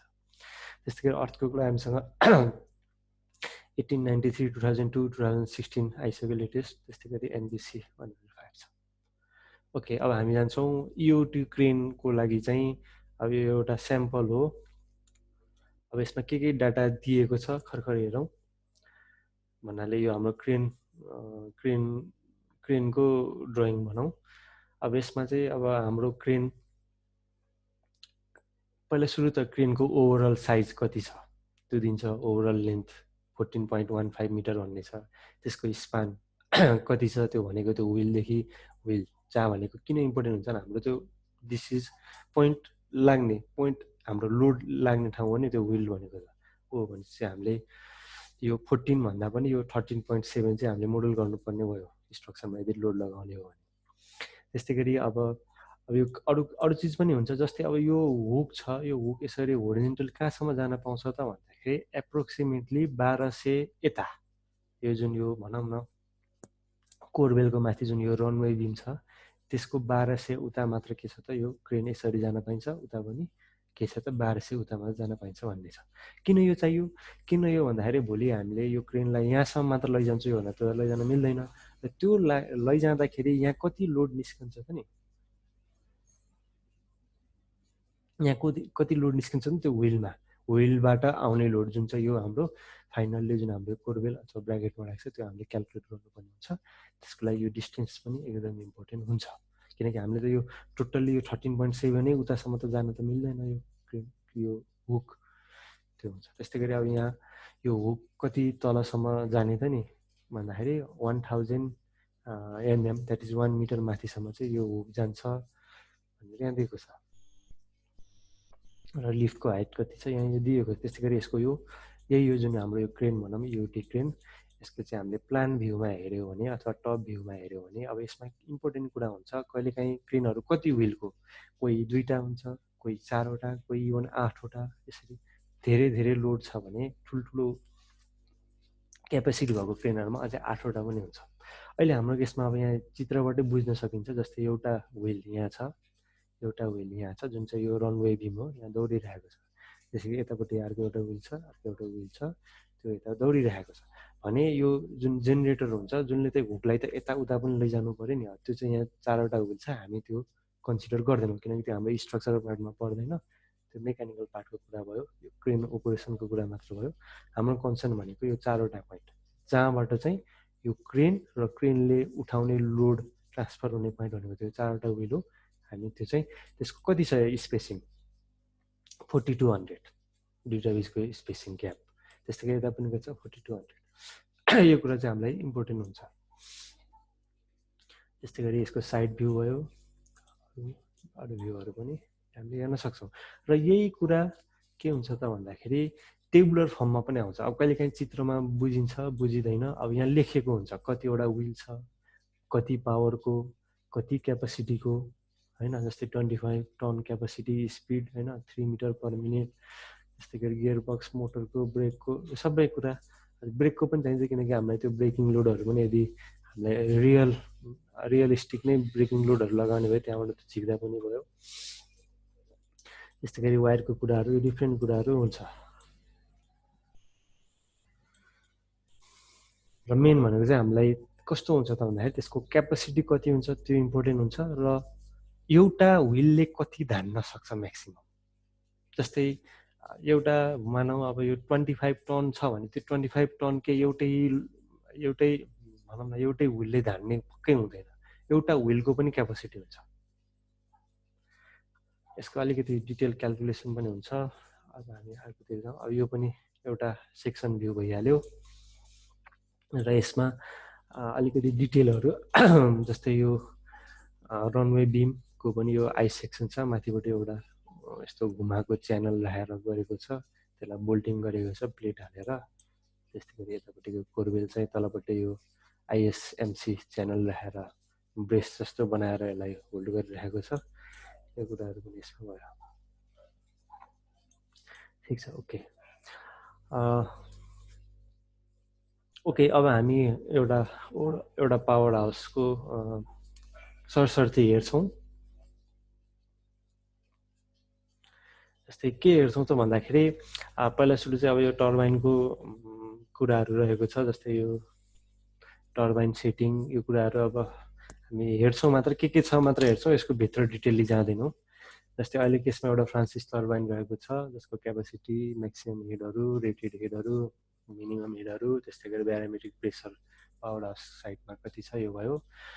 अब यहाँ चाहिँ यो रेटेड हेडबाट हामीले के झिक्छौँ त भन्दाखेरि अब फ्रान्सिस हो कि क्याप्लान हो, त्यसबाट हामी स्पेसिफिक स्पिड कति हुन्छ झिक्छौँ र यहाँ फिगरबाट स्पेसिफिक स्पिड अफ मेसिन चाहिँ 205 भनेर आएको छ। अब त्यहाँबाट हामी सिङ्क्रोनस स्पिड झिक्छौँ। अब त्यसको लागि चाहिँ एनएस हामीले भर्खर झिक्यौँ, हेड हामीलाई थाहा छ, पी पनि थाहा छ, यो सबै लगाएर हामीले लास्टले के गर्छौँ त भनेर 100 करेक्ट पनि गर्छौँ र लास्टले 194 आरपिएम झिक्छौँ। त्यस्तै गरी टर्बाइन सेटिङमा पनि यो सिग्मा, थोमस कोफिसियन्टहरू यो सबै राखेर हामीले यो गर्छौँ। ठिक छ, त्यसपछि हामीले यहाँबाट के गर्छौँ त भन्दाखेरि the central line of the distributor should be यो आएको 3 मिटर प्लस अलिकति मार्जिन राखेको 0.5 गरेर मिनिमम टेल स्ट्रेसको लेभल भन्दा यति राख्ने भन्ने छ। त्यस्तै गरी यो रनरको साइज झिक्ने फर्मुलाहरू यो सबै युज गर्छौँ। युज गरेर यजको भ्यालु, एनको भ्यालु, यो केयु हामी सबै राखेर फिगरबाट हेरेर यो झिक्छौँ। त्यस्तै गरी स्पिरल केसको डाइमेन्सन झिक्छौँ, ड्राफ्ट ट्युबको साइज झिक्छौँ। ठिक छ, त्यस्तै हामी जेनेरेटर प्यारामिटर्स भन्ने छ, यसमा चाहिँ एयर ग्याप डायमिटरहरू कति हुन्छ यो सबै क्यालकुलेट भएको छ यसमा। त्यस्तै गरी यो पावर स्टेसनको डाइमेन्सन झिक्छौँ। त्यसपछि यहाँ हाम्रो सेक्सन डायग्राम भयो पावर हाउसको। र हाम्रो यहाँ मेन पर्पोज भनेको चाहिँ अब यो त अघि फ्रान्सिसको भयो, यदि पेल्टनको भयो भने के गर्ने भनेर यहाँ भनेको छ। पावर हाउस पेल्टनको लागि पनि त्यस्तै सिमिलर टाइप अफ क्यालकुलेसनहरू हामीले राख्छौँ। नम्बर अफ पोल, यो इलेक्ट्रिकल कुराहरू भयो, त्यस्तै यो सबै गरेर के गर्छौँ त भन्दाखेरि the final dimension of the power house चाहिँ फिक्स गरिन्छ। अहिले हामी स्ट्रक्चर पार्टमा नै कन्सर्न छौँ, त्यसैले हामी त्यसलाई स्किप गऱ्यौँ। र final dimension of the power house are fixed based on the arrangement, electrical र इलेक्ट्रोमेकानिकल होइन एरेन्जमेन्ट, त्यसको इक्विपमेन्टहरूको आधारमा चाहिँ फाइनल्ली चाहिँ हामी त्यो साइज फिक्स गर्छौँ। र अब एज ए स्ट्रक्चर इन्जिनियरलाई चाहिँ साइजहरू के हुन्छ त आइसकेको हुन्छ। अब त्योभित्र चाहिँ अब हामीले डिजाइन गर्नुपर्ने हुन्छ। अब यहाँ फिगरमा चाहिँ दुईवटा पेल्टन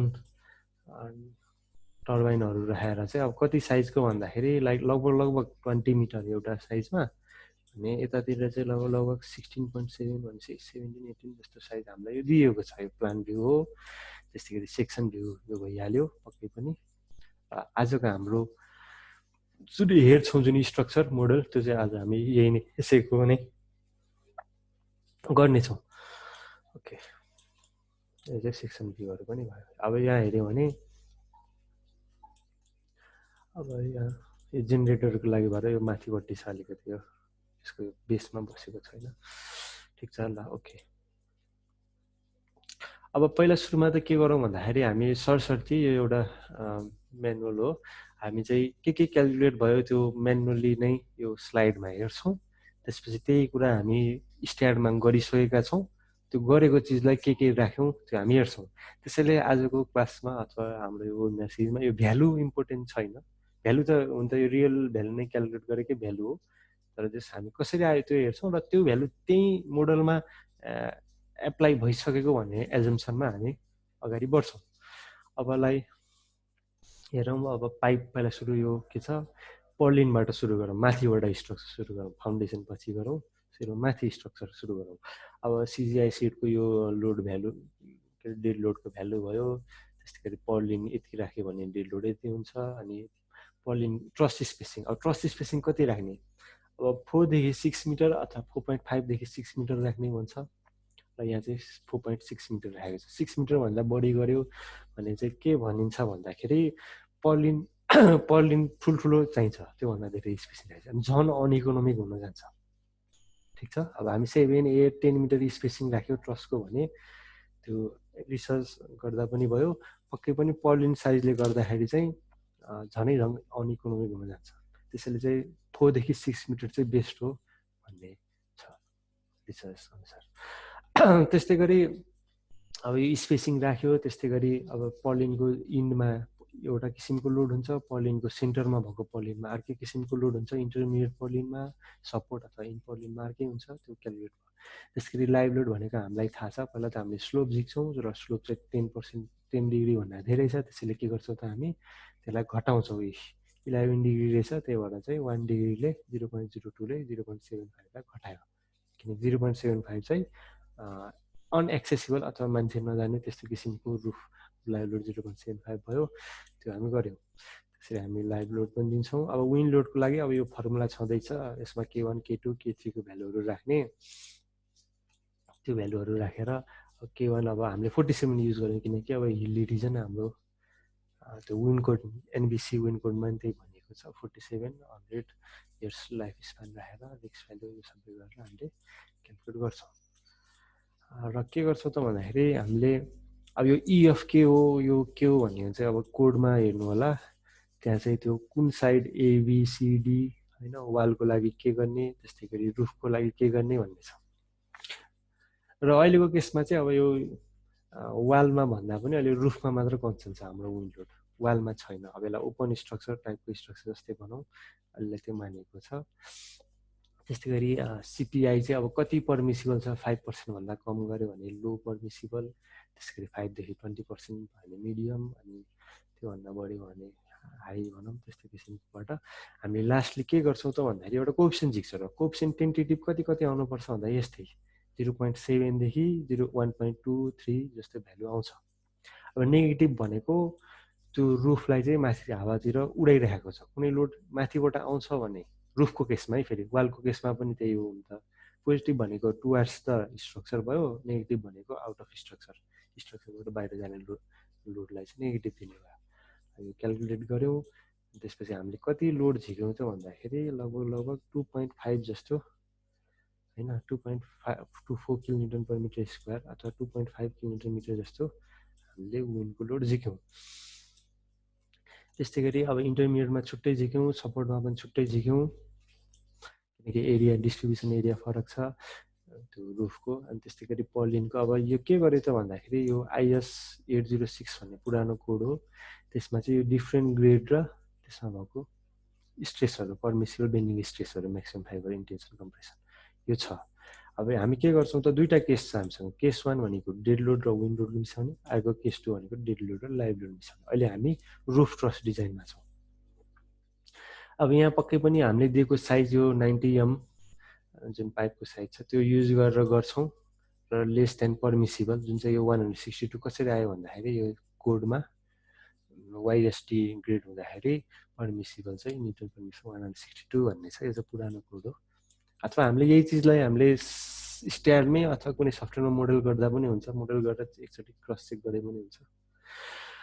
त्यो गर्छौँ। यो के अरे कम्पोनेन्टहरू लिएर सबै लोडहरू क्यालकुलेट गरेर हामीले झिक्छौँ। ठिक छ भन्यो। त्यस्तै गरी अब हामी डेड लोड प्लस लाइभ लोडमा जान्छौँ र डेड लोड लाइभ लोडमा हामी चेक गर्छौँ र चेक गरेर के छ 85 हाम्रो stress maximum stress MZ plus MZ MX M/ZX plus MY/ZX त्यो गरेर गर्छौँ र त्यो चाहिँ हाम्रो लेस देन छ। ओके भनेपछि हाम्रो यो साइज के भयो, ओके भयो। ठिक छ। त्यसरी चाहिँ हामीले के गर्यो त हामीले डिफ्रेन्ट सपोर्ट, यहाँ सपोर्ट हेऱ्यो भने एउटा फिक्स छ, अर्को चाहिँ रोलर छ अथवा हिङ छ भनौँ। अब यो केसमा त होरिजेन्टल फोर्स दिएको छ कि छैन, दिएको छ माथिपट्टि। ठिक छ। यसरी चाहिँ हामीले यो क्यालकुलेट गर्छौँ। हामी यो पार्टमा पनि अगाडि बढौँ। त्यसै गरी यो डेड लोड र लाइभ लोडलाई यो भ्यालुहरू दिएर यो गर्ने कुरा भइहाल्यो।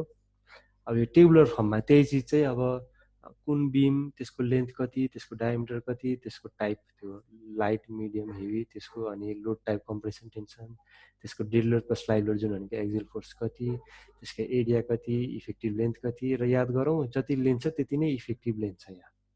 ठिक छ। अब यो कहिलेकाहीँ के हुन्छ भन्दाखेरि अहिले पछि हेरौँला स्टिलको पार्टमा। त्यसको रेडियस अफ गाइरेसन भयो, सिलिन्डर रेसियो भयो, त्यस्तै गरी पर्मिसिबल यो सिग्मा AC जुन भनेको यहाँ फर्मुलामा छ आएको छ 0.6 FC त्यो फर्मुला लगायो। त्यसको एक्चुअल कति छ र सेफ छ कि छैन, अनि फ्याक्टर अफ सेफ्टी गर्दाखेरि यो डिभाइड बाई यो गर्दाखेरि पक्कै पनि सेफ छ सबै। Okay okay okay.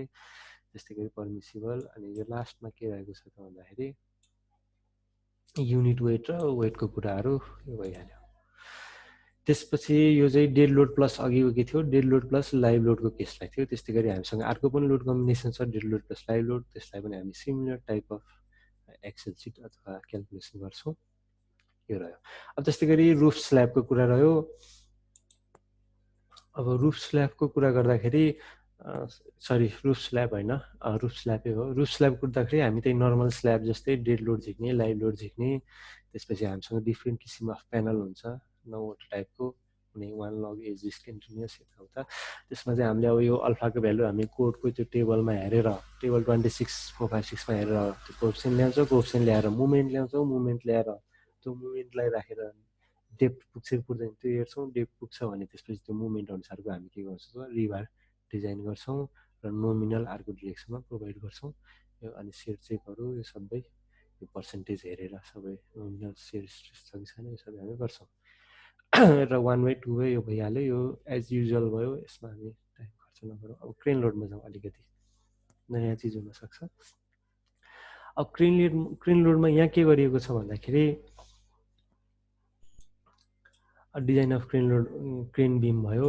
अब यसमा चाहिँ दुईवटा किसिमको लोड केस भनौँ न। एउटा load case maximum load when the crane पनि रेस्टमा छ र trolley is near to one of the सपोर्टको नजिक भन्दाले ठ्याक्कै 0 मिटरमा होइन कि 1.2 मिटरमा। अघि नै हामीले हेरिसक्यौँ 1200 mm भन्दा उता त क्रेन जानै सक्दैन। त्यो चाहिँ हामी त्यहाँको डिस्टेन्स, एज डिस्टेन्स भनौँ न त्यो छ। त्यो डिस्टेन्स हुँदाखेरि कति लोड आउँछ। अब यो 125 भनेको यो लोड भयो 125 + 125 यो भइहाल्यो। त्यस्तै गरी 50 भनेको त्यो मेसिन जुन छ त्यसको लोड भयो। यसरी चाहिँ यो जुन बिम छ त्यसको लोड चाहिँ 250 हो, आधी 150 यता जान्छ, आधी त्यो जुन क्रेनको बिम अथवा त्यो क्रेनै भनौँ न, त्यसको लोड चाहिँ 125 बाई 150 भने यो 50 भनेको चाहिँ त्यो हुक जस्तो मेसिन, त्यो मेसिनसँग अथवा त्यो मोटरसँग यताउता गर्ने पार्टको चाहिँ 50 छ, त्यो लोड भयो। एउटा केस यो भयो। त्यस्तै गरी अर्को भनेको maximum when the crane is carrying maximum load जुन त्यसको क्यापेसिटी अनुसार लिने लोड, त्यो लोड म्याक्सिमम कति छ त्यो राख्ने र क्रेन चाहिँ एउटा सपोर्टको नजिकमा राख्ने भनेको छ।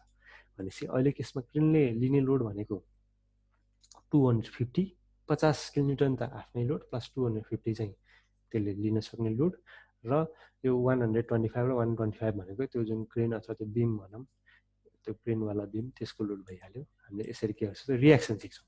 अब एउटा केसमा रियाक्सन 121 कति 169 र 131 आरए र आरबीको भेल्यु आएको छ भने, अर्को हाम्रो म्याक्सिमम लोड लगाएको केसमा चाहिँ 389 र 161 आएको छ। त्यो भयो। अब यो हामीले भइहाल्यो, नम्बर अफ व्हिल 4वटा छ। अब यो चाहिँ हामीले स्ट्यान्डमा चाहिँ यो जुन छ यो भइहाल्यो। अब म्याक्सिमम लोड पर व्हिल किन भन्दाखेरि अब यो आरए भन्ने ठाउँमा त दुईवटा व्हिल छ, यतापट्टि दुईवटा पाङ्ग्रा छ, यतापट्टि दुईवटा पाङ्ग्रा छ भनेपछि यसलाई के गर्नु पऱ्यो, यो 389 जुन म्याक्सिमम ठाउँ त यहाँ हो नि, किनकि यहाँ त क्रेनको नजिक त यहाँ छ भनेपछि रियाक्सन पनि म्याक्सिमम धेरै आउँछ। त्यो भनेको चाहिँ हाम्रो 194.5 भयो। त्यस्तै गरी अब यो चाहिँ हामीले के गर्छौँ त भन्दाखेरि मुभिङ लोडहरू लगाउँदैनौँ, के गर्छौँ त भन्दाखेरि जस्ट इम्प्याक्ट लगाउँछौँ। अब इम्प्याक्ट चाहिँ कति लगाउने भन्दाखेरि यो केसमा चाहिँ 25% अफ द म्याक्सिमम लोड भनेपछि यो 194.5लाई चाहिँ इन्टु 25% गरेर त्यसको 25 पार्ट चाहिँ के गर्छ हामी एड गर्नेछौँ, भनेको 48लाई चाहिँ अब हामी यो 194मा एड गर्छौँ। त्यो भइहाल्यो। अब अर्को लेटरल सर्ज लोड पर व्हिल भनेको कस्तो हुन्छ भन्दाखेरि खालि भर्टिकल लोड जुन इम्प्याक्ट लोड भनेको त भर्टिकल लोड हो, त्यो मात्र नभइकन साइडमा जाने लोड, किनकि त्यो मुभिङ लोड हो, त्यस्तो किसिमलाई चाहिँ हामीले 10% राख्ने हुन्छ, त्यो साइडमा जाने लोड, त्यो भनेको चाहिँ लेटरल सर्ज पर व्हिल लोड चाहिँ। अब यो 250 त यो लोडै भइहाल्यो, किनकि 50 यो मेसिनको लोड, तर त्यसले धान्ने 250 भयो, प्लस 50 300 नै भइहाल्यो त्यो, इन्टु त्यसको 10% गर्ने र 4 किन गर्ने भन्दाखेरि 4वटा व्हिललाई गर्दाखेरि कति आयो 7.5 चाहिँ थप्नु पर्यो हो। अब यो 7.5 चाहिँ हामीले त्यो के भन्छ थप्ने होइन, भर्टिकल लोडमा थप्ने होइन, यो लोड चाहिँ होरिजेन्टल आउट अफ भनौँ न त्यो ट्र्याकबाट 90 डिग्रीमा बाहिर जाने लोड हो क्या यो भनेको, त्यो भयो। त्यस्तै गरी यो ट्र्याक्टिभ लोड भन्ने चाहिँ अब यो चाहिँ 5% अफ द स्ट्याटिक लोड भनेको चाहिँ जुन हामीले अघि अब यो 5% भनेपछि जुन हामीले यो झिकेका छौँ, जुन हामीले 194 भनेर जुन यो लोड झिकेछौँ नि, यसलाई चाहिँ 5% गऱ्यो भने चाहिँ यो 9.725 हुन आउँछ। त्यो लोड चाहिँ के भयो, ट्र्याक्टिभ लोड भयो। यसरी चाहिँ लास्टमा हामीले हेऱ्यौँ भने यो 194 जुन हाम्रो म्याक्सिमम पहिला सुरुमा त्यो आएको लोड प्लस यो 48 भनेको चाहिँ इम्प्याक्टले गर्दा 25% जोड्ने लोड, यो चाहिँ हाम्रो के भयो 243 चाहिँ भर्टिकल लोड भयो, चाहिँ अबाउट द वाइ एक्सिस अथवा अलोङ द ग्राभिटी भनौँ, यो लोड भयो जुन चाहिँ हामीले यसरी एप्लाई गर्नुपर्ने हुन्छ।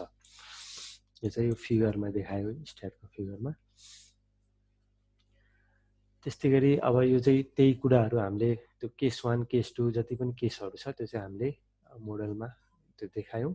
अब यो भनेको त यो लोड एक्टिङ अन क्रेन बिम, त्यो बिमको लोडहरू नै भइहाल्यो। यो युडिएल त थ्रु आउट त्यो जहाँ जहाँ क्रेन दौडेछ त्यहाँ त लोड हुने भयो, प्लस त्यो जहाँ जहाँ त्यो हाम्रो क्रेन जान्छ नि फर पार्टिकुलर इन्स्ट्यान्ट, त्यो लोड चाहिँ यो पोइन्ट लोडले हामीले डिफाइन गर्यो। अब यतातिर दुईवटा व्हिल छ, त्यो दुईवटा भयो, अर्कोतिर दुईवटा हुन्छ, त्यो पनि हामीले राख्नुपर्ने हुन्छ। जस्तै यो केसमा एउटा फ्रेममा दुईवटा राख्छौँ भने अर्को फ्रेममा त्यही ठाउँमा दुईवटा राख्छौँ। तर यो केसमा चाहिँ केस फरक भएको हुनाले चाहिँ एकचोटि यो ठ्याक्कै बिचमा पर्ने गरी अथवा सिमेट्रिकल पर्ने गरी राखियो, एकचोटि चाहिँ त्यसको जुन जति डिस्टेन्ससम्म जान मिल्दियो नि होरिजेन्टली, भन्नाले यो क्रेन लोड सधैँ यो छेउसम्म जान्छ भन्ने छैन, यसको पनि यहाँ एउटा डिस्टेन्स दिएको हुन्छ, कति डिस्टेन्स त्यो जाने भनेर। जस्तै अघि हामीले 1200 हेऱ्यौँ, त्यो चाहिँ एउटा सेक्सनमा हेर्दाखेरि कति डिस्टेन्स जाने भयो। अब यो चाहिँ बिल्डिङको लेन्थ वाइज हेर्दाखेरि पनि कति डिस्टेन्ससम्म जान सक्छ नि, त्यो भन्ने पनि हुन्छ, त्यो हेर्ने।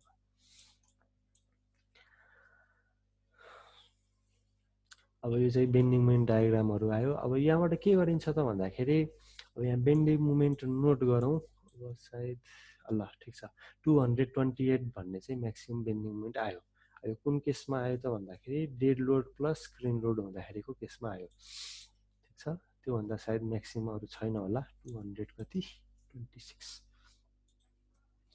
त्यस्तै गरी अब यो चाहिँ सेयर फोर्स डायग्राम हो र सेयर फोर्स डायग्राममा पनि यो कति छ 372 इज द म्याक्सिमम लोड होला सायद है सेयर फोर्सको लागि। यसरी चाहिँ हामीले स्ट्यारमा, यो अहिले स्ट्यारमा हामी मोडल त गर्दैनौँ, जस्ट स्ट्यारमा हेर्न चाहिँ हेर्छौँ यो चिजहरू। अब यसरी हामीले लोड झिक्छौँ। अब लोड झिकेपछि के गर्नु पर्यो, अब हामी जान्छौँ क्रेन बिम। हामी अहिले कोरबेल डिजाइनमा छैनौँ, अहिले हामी कहाँ छौँ त भन्दाखेरि क्रेन बिम डिजाइन गरिरहेका छौँ भन्नाले जुन हाम्रो यो अब कोलम छ भनौँ, कोलम छ र त्यहाँ चाहिँ हाम्रो के छ त क्रेन बिम अथवा रनवे बिम छ, जहाँ चाहिँ हाम्रो त्यो मेसिन अथवा त्यो क्रेन चाहिँ यसरी बसेको छ। अहिले चाहिँ हामी यो बिम जुन चाहिँ हामी रनवे बिम छ त्यो बिमको डिजाइन गर्दैछौँ।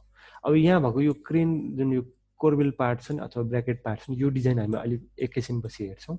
अहिलेलाई चाहिँ किन भन्दाखेरि हामीले बेन्डिङ मोमेन्ट डायग्राम त यस्तो यस्तो हेरेको नि यो ठाउँको, अथवा सेयर फोर्स पनि यो ठाउँको हेरेको नि हामीले। भनेपछि हामीले अहिले यो crane beam along the crane बिमको चाहिँ अहिले डिजाइन गर्न खोजिरहेका छौँ। अब यसमा हेऱ्यो भने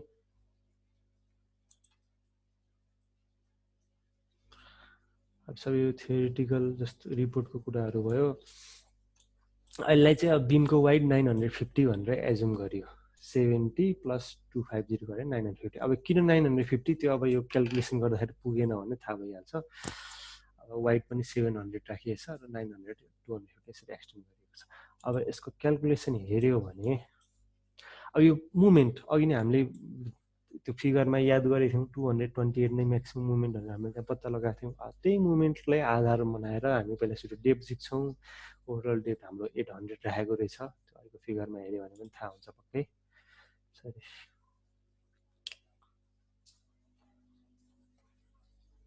ओके, अहिलेको जुन फिगर छ यहाँ हामीले हेऱ्यौँ भने यो 800 हामीले डेप्थ हालेको छौँ। ओके, त्यो हाम्रो डेप्थ चाहिँ 800 चाहिँ हाम्रो 730 जुन चाहिँ इफेक्टिभ डेप्थ त्यो चाहिँ 312 भन्दा ठिक छ, ओके भइहाल्यो। त्यसै गरी हामीले त्यहाँबाट फ्लेक्जरल रिक्वायर्ड रिन्फोर्समेन्ट कति छ त्यो पनि झिक्यौँ। मिनिमम कति छ भन्दाखेरि फ्लेक्जरल रिक्वायर्ड भन्दा पनि यो मिनिममै धेरै रहेछ, त्यसरी मिनिममै प्रोभाइड गर्नु पऱ्यो भनेर भयो। अब सेयर फोर्सलाई हामीले अघि याद गरेको थियौँ 372.49 नै म्याक्सिमम सेयर फोर्स थियो। अब त्यसको नोमिनल स्ट्रेन्थ, त्यसलाई रिबार प्रोभाइड गर्ने, त्यस गरी पर्सेन्टेज झिक्ने, त्यसपछि अब यो के अरे टाउ भी र टाउ सिएम क्यापासिटीभन्दा कम छ छैन त्यो हेर्ने। त्यो भयो भने स्टिरप्स प्रोभाइड गर्ने नगर्ने कुराहरू भयो। अब यो केसमा चाहिँ यहाँ स्टिरप्स प्रोभाइड गर्नु पऱ्यो र कति प्रोभाइड गर्नु पऱ्यो भन्दाखेरि 10 mm को 2 लेग स्टिरप्स प्रोभाइड गर्नु पऱ्यो। त्यो भयो। त्यस्तै गरी हामीले 10 mm को 2 प्रोभाइड गर्दाखेरि एरिया यति हुन्छ, यो गर्दाखेरि स्पेसिङ कति हुन्छ यति हुन्छ। र म्याक्सिमम स्पेसिङ भर्टिकल स्ट्रेच चाहिँ कति हुन्छ त भन्दाखेरि 300 भन्दा चाहिँ बढी चाहिँ स्पेसिङ गर्न पाइएन, त्यही भएर हामीले स्पेसिङ 300 गऱ्यौँ। अब त्यस्तो नगरिकन अब चाहिँ हामी फ्लेक्जर जुन छ हाम्रो त्यो डन्डी अघि हामीले यहाँ कति राखेछौँ, अघि यहाँ एरिया झिकेको छ नि जुन यो 11 सेन्टिमिटर। त्यो केसमा चाहिँ अलिकति डन्डी बढाएर गरिदिने हो भने पक्कै पनि सियरलाई त्यसले हेल्प गर्छ र त्यही चिज चाहिँ ट्रायल 2मा चाहिँ त्यही गरिएको छ। र त्यो गर्दाखेरि 8वटा 20 हाल्यो भने वाइड यति राखे पनि हुने, 3टा 20 को ब्राकेट पोर्सनमा राखिदिनु हुने, यो गर्यो। तर ब्राकेट डिजाइन भएको छैन अहिलेसम्म जस्ट त्यो हामीले भनौँ न अलोङ द लेन्थवाला बिमलाई मात्र डिजाइन गरिरहेका छौँ। यो भइहाल्यो, यो टाइप 1 यो केस भयो। सेकेन्ड केस यो भइहाल्यो। त्यस्तै गरी साइड इन्फोर्समेन्ट किन गर्ने भन्दाखेरि अब कोडमा भनिएको छ कति डेप्थभन्दा बढी भयो भने 750 भन्दा बढी भयो भने यति राख्ने। त्यस्तै गरी डिफ्लेक्सन चेकको कुराहरू, अल्फा बेटा गामाको कुराहरू सबै गरिएछ। र यो ड्रइङ भयो। ड्रइङमा अहिलेसम्म हामी के झिक्यौँ भन्दाखेरि 8वटा 20 को डन्डी राख्ने, तल राख्ने, माथि राख्ने, त्यो कुरा झिक्यौँ। र अर्को भनेको 10 को 300 को 2 लेग स्टिरप्स, 1 लेग 2 लेग दुईवटा भएपछि 2 भन्ने हामीले यो मात्र डिजाइन गरिरहेका छौँ। अब यो यतापट्टिको यो चाहिँ हामीले डिजाइन गरेको छैनौँ। अब यसको लागि यही चिज एक्सटेन्ड त गरियो कि, तर कोरबेल भनेर चाहिँ डिजाइन गरेको छैन। अब त्यसको लागि हामी यहाँ कोरबेल डिजाइन छुट्टै छ। Okay, design of corbel. अब कोरबेल डिजाइन गर्नलाई के गरिन्छ त भन्दाखेरि आरसिसीको युनिट वेटहरू, ब्रिक मेसनरी सबै यो वेटहरू राख्यो, स्पेसिङहरू, युटी क्रेनको यो सबै राख्यो। त्यसपछि हाम्रो काम भनेको पहिला कुरा चाहिँ लोड झिक्ने, त्यसपछि सबभन्दा पहिला सुरु लोड झिक्ने।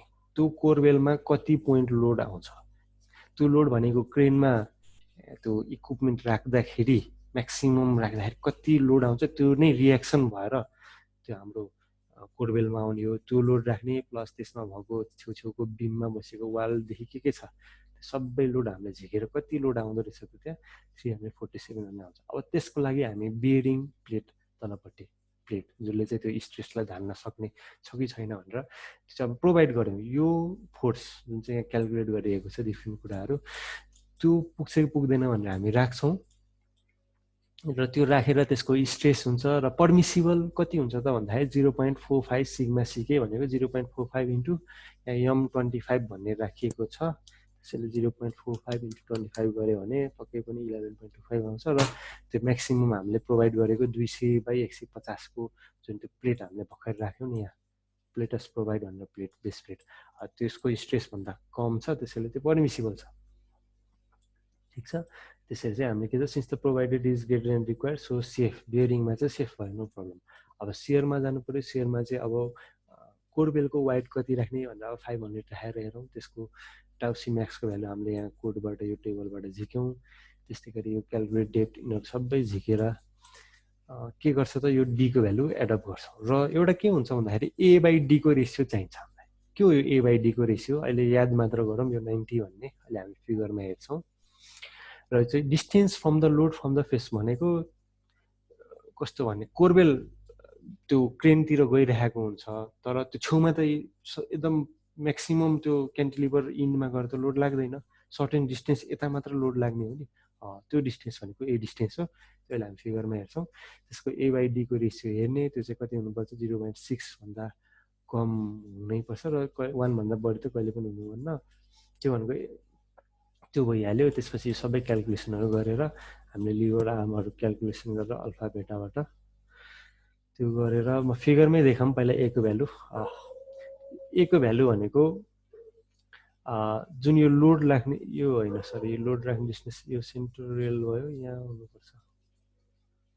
A को भ्यालु कति निकालेको छ यो 0.12 होला सायद, भनेको जुन यो कोरबेलको फेसबाट कति डिस्टेन्स उता चाहिँ लोड लगाउने त्यो पोइन्ट चाहिँ A हो। D भनेको त्यो भइहाल्यो डेप्थ। अहिलेको हाम्रो यो केसमा कहाँ थियौँ, यो A/D को रेसियो झिकेर हामीले लिभर आर्म त्यो P को क्यालकुलेट गरेर यो सबै यो के भनौँ यो इक्वेसन सल्भ गरेर हामीले XM/D को भ्यालु अथवा डेप्थ पुग्छ पुग्दैन त्यो हामीले क्यालकुलेट गर्छौँ र त्यसपछि हामीलाई अब Fबाट त्यो लिभर आर्म यताउताबाट हामीले फोर्स झिक्छौँ र त्यो फोर्स झिकेर त्यही अनुसारको हामीलाई त्यही स्ट्रेस स्ट्रेनबाट यताउता गरेर हामीलाई कति रिवार्ड चाहिन्छ हामी त्यो क्यालकुलेट गरेर निकाल्छौँ। र के छ त भन्दाखेरि अब यो कोरबेल डिजाइन अथवा डिप बिम भनौँ यो सबै चाहिँ हाम्रो स्ट्रट टाइ मेथडबाट गर्छ र एउटा राम्रो अप्सन भनेको हामीसँग ACI 318 को एउटा च्याप्टर छ, त्यो सायद च्याप्टर 9 हो कि 12 हो, स्ट्रट टाइ मोडेलिङको एउटा च्याप्टर छ। त्यो च्याप्टर हेरे पनि हुन्छ, त्यो चाहिँ बेस्ट हामीलाई हुनसक्छ यस्तो किसिमको स्ट्रट टाइहरू गर्दाखेरि। अब यहाँ टेन्सनहरू झिकेर यो सबै सेयर इन्फोर्समेन्ट क्यालकुलेट गर्छ, यो सिम्पल म्याथमेटिक्स भयो। ओके, यो झिकेर हामीले रिबारहरू झिक्छौँ र त्यही रिबारहरू अब यहाँ हेऱ्यो भने प्रोभाइड गरेको हुनुपर्छ र यो चाहिँ टेन्सन। अब यहाँ अलिकति एउटा डायग्राममा एउटा चिज भन्न मन लागिहाल्यो। अब यसमा के हुन्छ त भन्दाखेरि अब यो यस्तो किसिमको हाम्रो कोरबेल छ भनौँ है। अब के हुन्छ त भन्दाखेरि यसमा टेन्सन बार भनेर यस्तो प्रोभाइड गरिन्छ, ठिक छ। अनि यसलाई चाहिँ यसरी गरेर यसो भित्र अझैसम्म घुसाइन्छ भने सियर बार भनेर चाहिँ यसरी यसरी यसरी यसरी प्रोभाइड गरिन्छ। त्यो सेयर क्यालकुलेसन पनि गर्नुपर्छ। अरू हामीसँग सोल्युसन पनि हुन्छ, जस्तै अरू सफ्टवेयर हुन्छ जुनमा सफ्टवेयरमा चाहिँ डाइरेक्टली नै यो कोरबेलहरू नै डाइरेक्ट डिजाइन गर्ने हुन्छ, जस्तै माइदासको माइदास डिजाइन प्लसहरू त्यस्तै गरी अरू सफ्टवेयर पनि हुन्छ जसमा चाहिँ हामीले डाइरेक्ट डिजाइन गर्न सक्छौँ। जस्ट हामीले भ्यालु दिनु पऱ्यो, त्यस्तै गरी यो साइजहरू दिनु पऱ्यो, उसले आफै टेन्सन क्यालकुलेट गरेर त्यो A/D को रेसियोदेखि लिएर त्यो बेस प्लेट बियरिङमा फेल हुन्छ पास हुन्छ त्यसको थिकनेस त्यसको साइज एभ्रिथिङ क्यालकुलेट गरेर हामीलाई दिन्छ। नभए हामीले यसरी म्यानुअली गर्दा पनि भयो। अब यो रह्यो। अब डिजाइन अफ कोलममा भन्नुपर्दाखेरि अब पक्कै पनि अब कोलममा त्यही हाम्रो म्यानुअल स्टेपहरू जस्तै अब यो पी फोर्स झिक्ने त्यसको इसेन्ट्रिसिटीहरू क्यालकुलेट गरेर स्लेन्डरनेस रेसियोहरू इसेन्ट्रिसिटीहरू एडिसनल ड्यु टु स्लेन्डरको कारण होइन यो सबै डी/टी ग्यास पियुजेड यो सबै झिकेर हामी क्यालकुलेट गर्न सक्छौँ। त्यस्तै गरी अब त्यही मुभमेन्टहरूलाई टोटल मुभमेन्टहरू क्यालकुलेसन गर्ने होइन सबै कुरा त्यो म्यानुअल भइहाल्यो। हामी यसमा अगाडि बढौँ। यसरी हामी के छ कोलम डिजाइन पनि गर्छौँ। होइन भने सफ्टवेयरबाट गरिदिँदा पनि भयो, उस भएन तर भेरिफाई चाहिँ हुनु पऱ्यो। अब त्यस्तै गरी अब हामी कहाँ जान्छौँ त भन्दाखेरि structure analysis of report of power house भन्ने छ। अब हामी के गर्छौँ त भन्दाखेरि अब यो पुरै स्ट्रक्चर मोडल गर्ने हाम्रो खास हामीले गर्नुपर्ने मोडल चाहिँ यो हो। अब यो पुरै मोडल गऱ्यो भने एकदम टाइम लाग्छ। त्यसैले हामी के गर्छौँ त भन्दाखेरि अब यो हाम्रो वेबिनार जम्मा 3 डेजको त्यो पनि अब 1.5-2 घन्टा जस्तो भनेको टोटल 5-6 आवर्सको क्लासमा त्यो मोडल गर्न सम्भव नहोला। हामी यो भ्यालुहरू हेर्छौँ, रिपोर्ट नै हेर्छौँ पहिला सुरुमा भनौँ। रिपोर्ट हेर्छौँ त्यसपछि हामी मोडलमा जान्छौँ, रेडिमेड मोडल र रेडिमेड मोडलमा त्यो भ्यालुहरू त्यो लोडहरू कहाँ कहाँ एसाइन गरिएको छ अथवा के लोडहरू एसाइन गरेको छ त्यो हामी हेर्छौँ र त्यसको आउटपुटहरू हेर्छौँ। यो रह्यो हाम्रो यो मोडलको कुरा। अब यो मोडलमा के छ त भन्दाखेरि अब हाम्रो वेबिनारको इन्टेन्सन भने खास स्टिल गराउने थियो, तर अब यहाँ चाहिँ पावर हाउस गरेको हुनाले पार्टिकुलर पावर हाउसमा के छ त भन्दा आरसिसी नै धेरै छ र डिजाइनमा गर्दाखेरि पनि आरसिसीको कुरा धेरै आउँछ। त्यसैले हामी यो भ्याएपछि अर्को हाम्रो एउटा पावर हाउसकै लागि डिजाइन गरेको एउटा अर्को पावर हाउसकै लागि तर त्यो चाहिँ वेयर हाउस टाइपको एउटा मोडल छ स्टिलको। हामी त्यो चाहिँ स्टिललाई अलिकति धेरै कुरा त्यसमा स्टिलको सिक्न मिल्छ, त्यही भएर हामी त्यसलाई पनि हेर्ने भएको हुनाले यसलाई चाहिँ थोरोली हामी पहिला रिपोर्ट हेरौँ, त्यसपछि स्ट्यान्डर्ड मोडल हेरौँ, त्यसपछि हामी अर्को मोडल स्टिलको हेरौँ। त्यो चाहिँ सायद आज नभइकन हामी अर्को हप्ता हुनसक्छ। ओके, अब पहिला सुरु अब यो रिपोर्टमा अब युनिट वेटको कुराहरू, कभर कति राख्ने, फाउन्डेसनमा अलिक धेरै राख्ने, बिममा कम राख्ने कुराहरू भयो। त्यस्तै गरी यो मोडलिङको कुराहरू भयो। अब यो कुन कुन लोड कति, वाल हाइट कति हुँदाखेरि लोड कति राख्ने सबै क्यालकुलेसनहरू गरेर यो वाल लोडहरू लगाइएको छ। त्यस्तै गरी यहाँ के छ त भन्दाखेरि अब रुफ स्ल्याब छैन, मोडल गरेकै छैन। त्यसैले के गर्यो भन्दाखेरि रुफ स्ल्याबको floor load as a floor लोडको रूपमा चाहिँ रुफ स्ल्याबको लोड हालियो, तर रुफ स्ल्याब चाहिँ मोडल गरिएको छैन। त्यो गर्दा पनि हुन्थ्यो खास प्लेट बनाएर। त्यस्तै गरी यो सिट सिजिआई सिटको लोडहरू राख्यो यसरी माथि माथि, ठिक छ। 0.101 जस किलोन्युटन पर मिटर जस्तो लोडहरू राखियो। त्यस्तै गरी लाइभ लोडहरू हामीले राखियो। अब यो के छ त भन्दाखेरि यो पार्टिकुलर पावर हाउसमा चाहिँ यतापट्टि यो टर्बाइन सर्बाइनहरू छ भने यतापट्टि अफिसहरू, माथि रुफहरू त्यस्तो छ भनेपछि माथि रुफमा पक्कै लाइभ लोडहरू हुने भयो, यतापट्टि अफिस बिल्डिङमा त्यो कुराहरू यसमा छ। त्यस्तै गरी इओटी क्रेन लोड जुन अघि नै हामीले भनिसक्यौँ, त्यो लोड चाहिँ अब म्याक्सिमम कहाँ कुन इनको कति पोइन्टसम्म जाने हो त्यो केसमा चाहिँ हामीले त्यो 4वटा लोड जुन सिकेछौँ त्यो लोड लगाइयो। त्यो भनेको चाहिँ अहिलेको यसमा यो सेल्फ वेटको लागि मात्र। त्यस्तै गरी हामीसँग त्यो म्याक्सिमम लोड भएको केस पनि छ, त्यो पनि हामी एप्लाई गर्छौँ। त्यस्तै गरी अर्थवेकको लागि हामी Z/2 I/R यो फर्मुला लगाएर हाम्रो importance factor 1.5, zone factor 0.36, zone 5, आरको भ्यालु 5.3, त्यस्तै फाउन्डेसन डेप यो सबै गरेर हामीले त्यसकै टाइम पिरियड पनि 0.075 यसको प्रयोग गरेर हामीले टाइम पिरियड देख्छौँ, ठिक छ।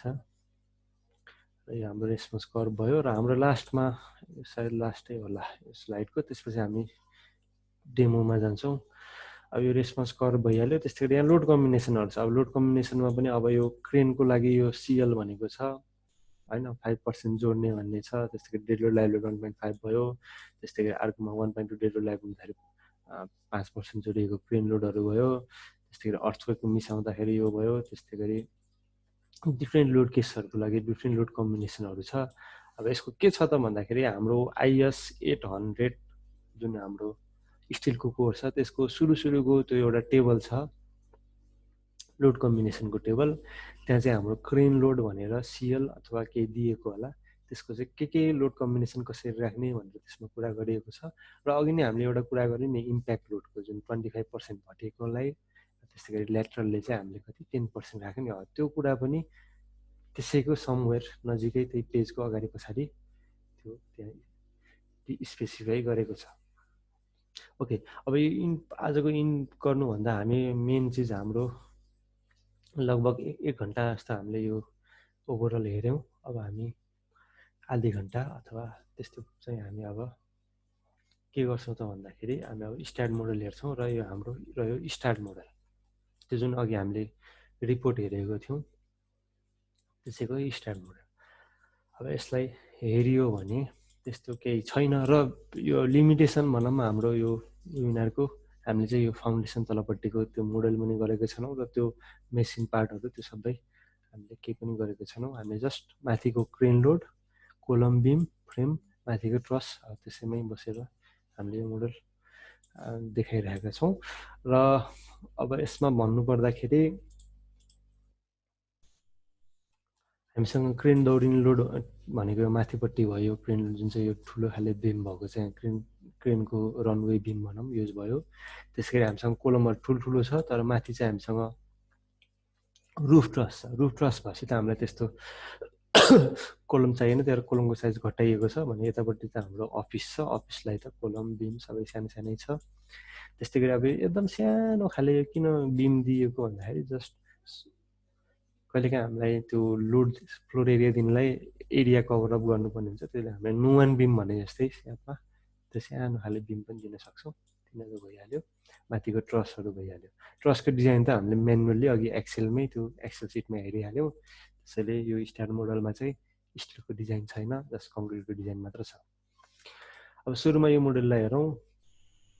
अब यो मोडलमा बिम कोलम बिम नोडहरू त बनाइहाल्यो, त्यसपछि हामी जेनरलमा हेरौँ।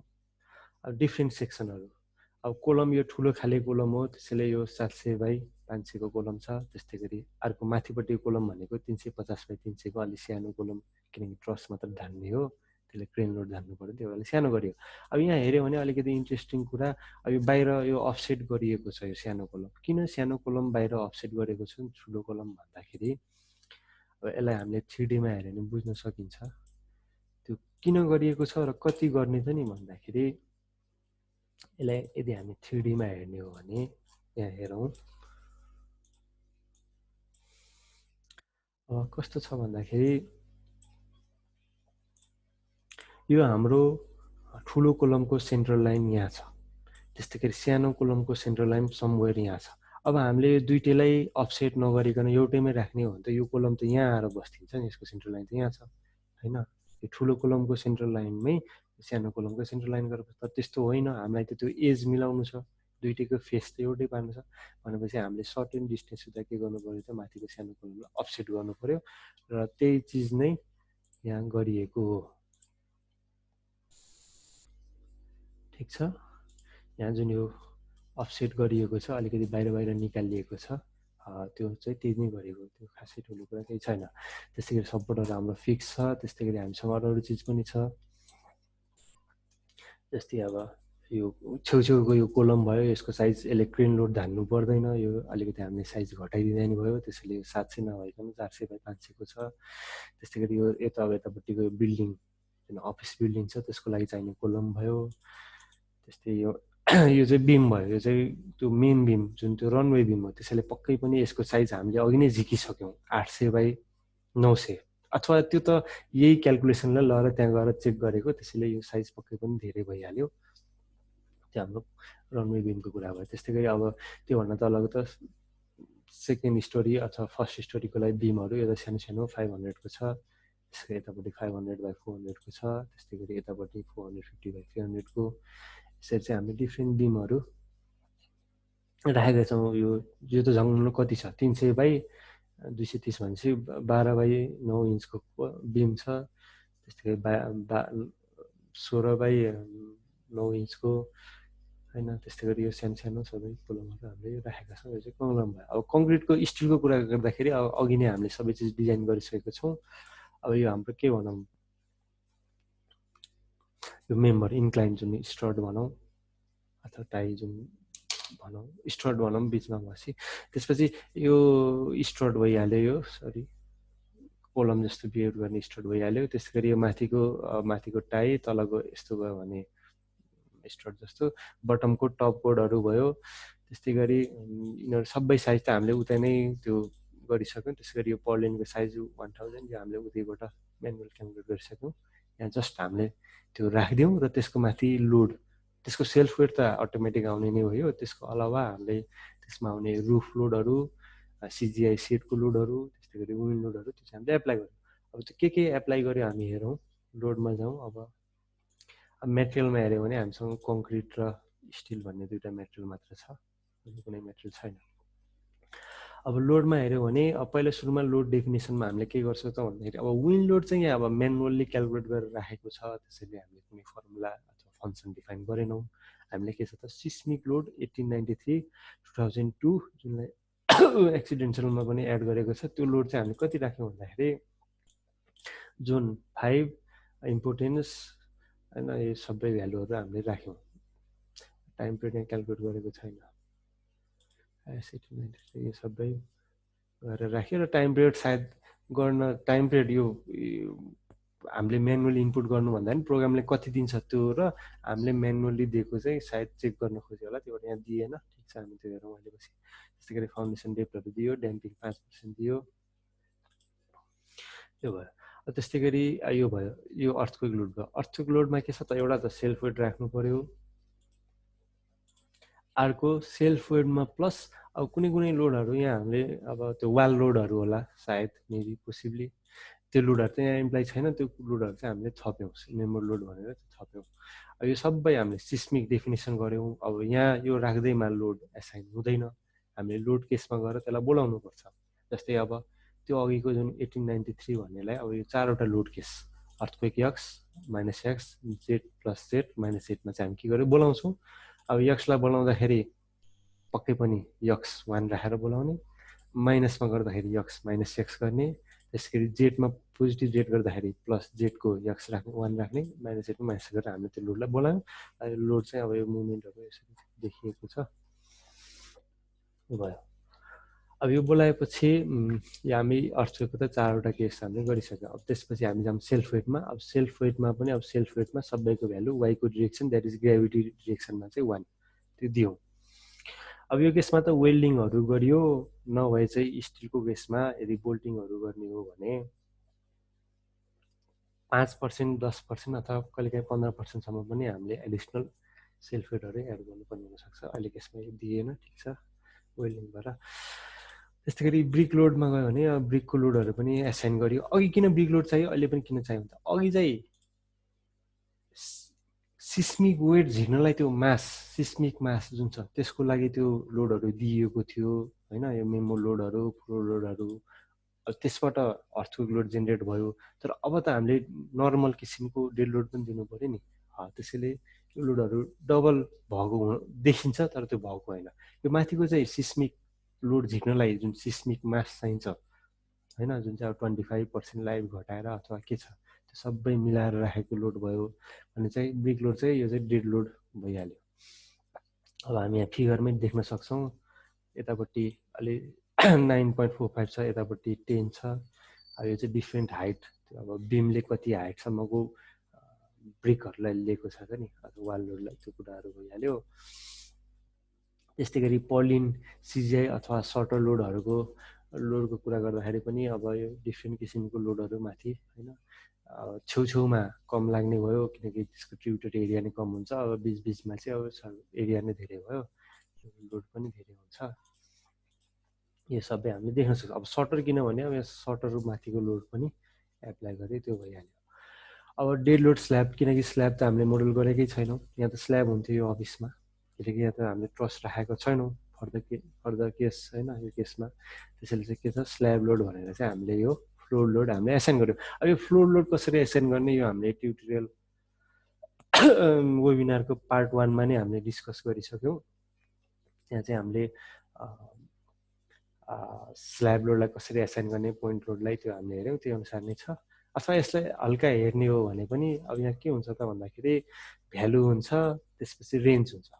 कति हाइटदेखि कति हाइट रेन्जमा र कति एक्स एक्सिस कतिदेखि कतिसम्म र जेड एक्सिस कतिदेखि कतिसम्म चाहिँ यो भ्यालु राख्ने त नि भनेर हामीले स्पेसिफाई गर्छौँ र त्यसले अटोमेटिक नै के गरिदिन्छ त भन्दाखेरि यहाँ हेऱ्यो भने यो ट्रायङ्गल अब यो स्केल अलिकति ठुलो देखियो।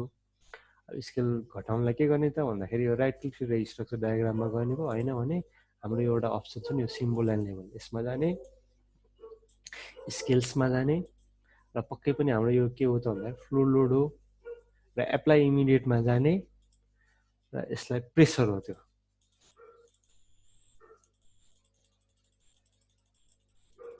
Pressure kilometre per metre square floor लोडको लागि यहाँ छुट्टै छ र सरी डिस्ट्रिब्युसनमा काम गर्दो रहेछ। फ्लो लोड भने तापनि त्यो डिस्ट्रिब्युट भएर गएको हुनाले हामी डिस्ट्रिब्युट लोडमा घटायो भने यो स्केल अप डाउन गर्न सक्यौँ। यसलाई के गर्छौँ त हामी ओके गरिदिन्छौँ र हामीले देख्न सक्छौँ हामीले लगाएको जुन 7.5 kilonewton per metre square load चाहिँ अब कुनै ठाउँमा ट्रायङ्गल भएर डिस्ट्रिब्युट भयो, कुनै ठाउँमा त्यो ट्रापेजोइडल भएर त्यो एल थ्योरी अनुसार यसरी सबै डिस्ट्रिब्युट भएर लोड लाग्यो। यो रह्यो स्ल्याब डेडको। अब हामी क्रेनको डेड लोडमा हेरौँ र क्रेनको डेड लोड अहिले हामीले क्यालकुलेट क्रेनको डेड लोड होइन, क्रेनको रेलको भन्नाले क्रेन दौडिने त्यो रेलको डेड लोड हो। त्यो चाहिँ कति छ 1 किलोन्युटन पर मिटर छ। यसको सायद त्यो हामीले रिपोर्टमा हेऱ्यौँ भने त्यो क्यालकुलेसन भेटाउँछौँ। यो रह्यो। त्यस्तै गरी अब लाइभ लोडमा जाउँ। लाइभ लोडमा चाहिँ अब पक्कै पनि लाइभ लोड यही ठाउँमा मात्र छ लाइभ लोड।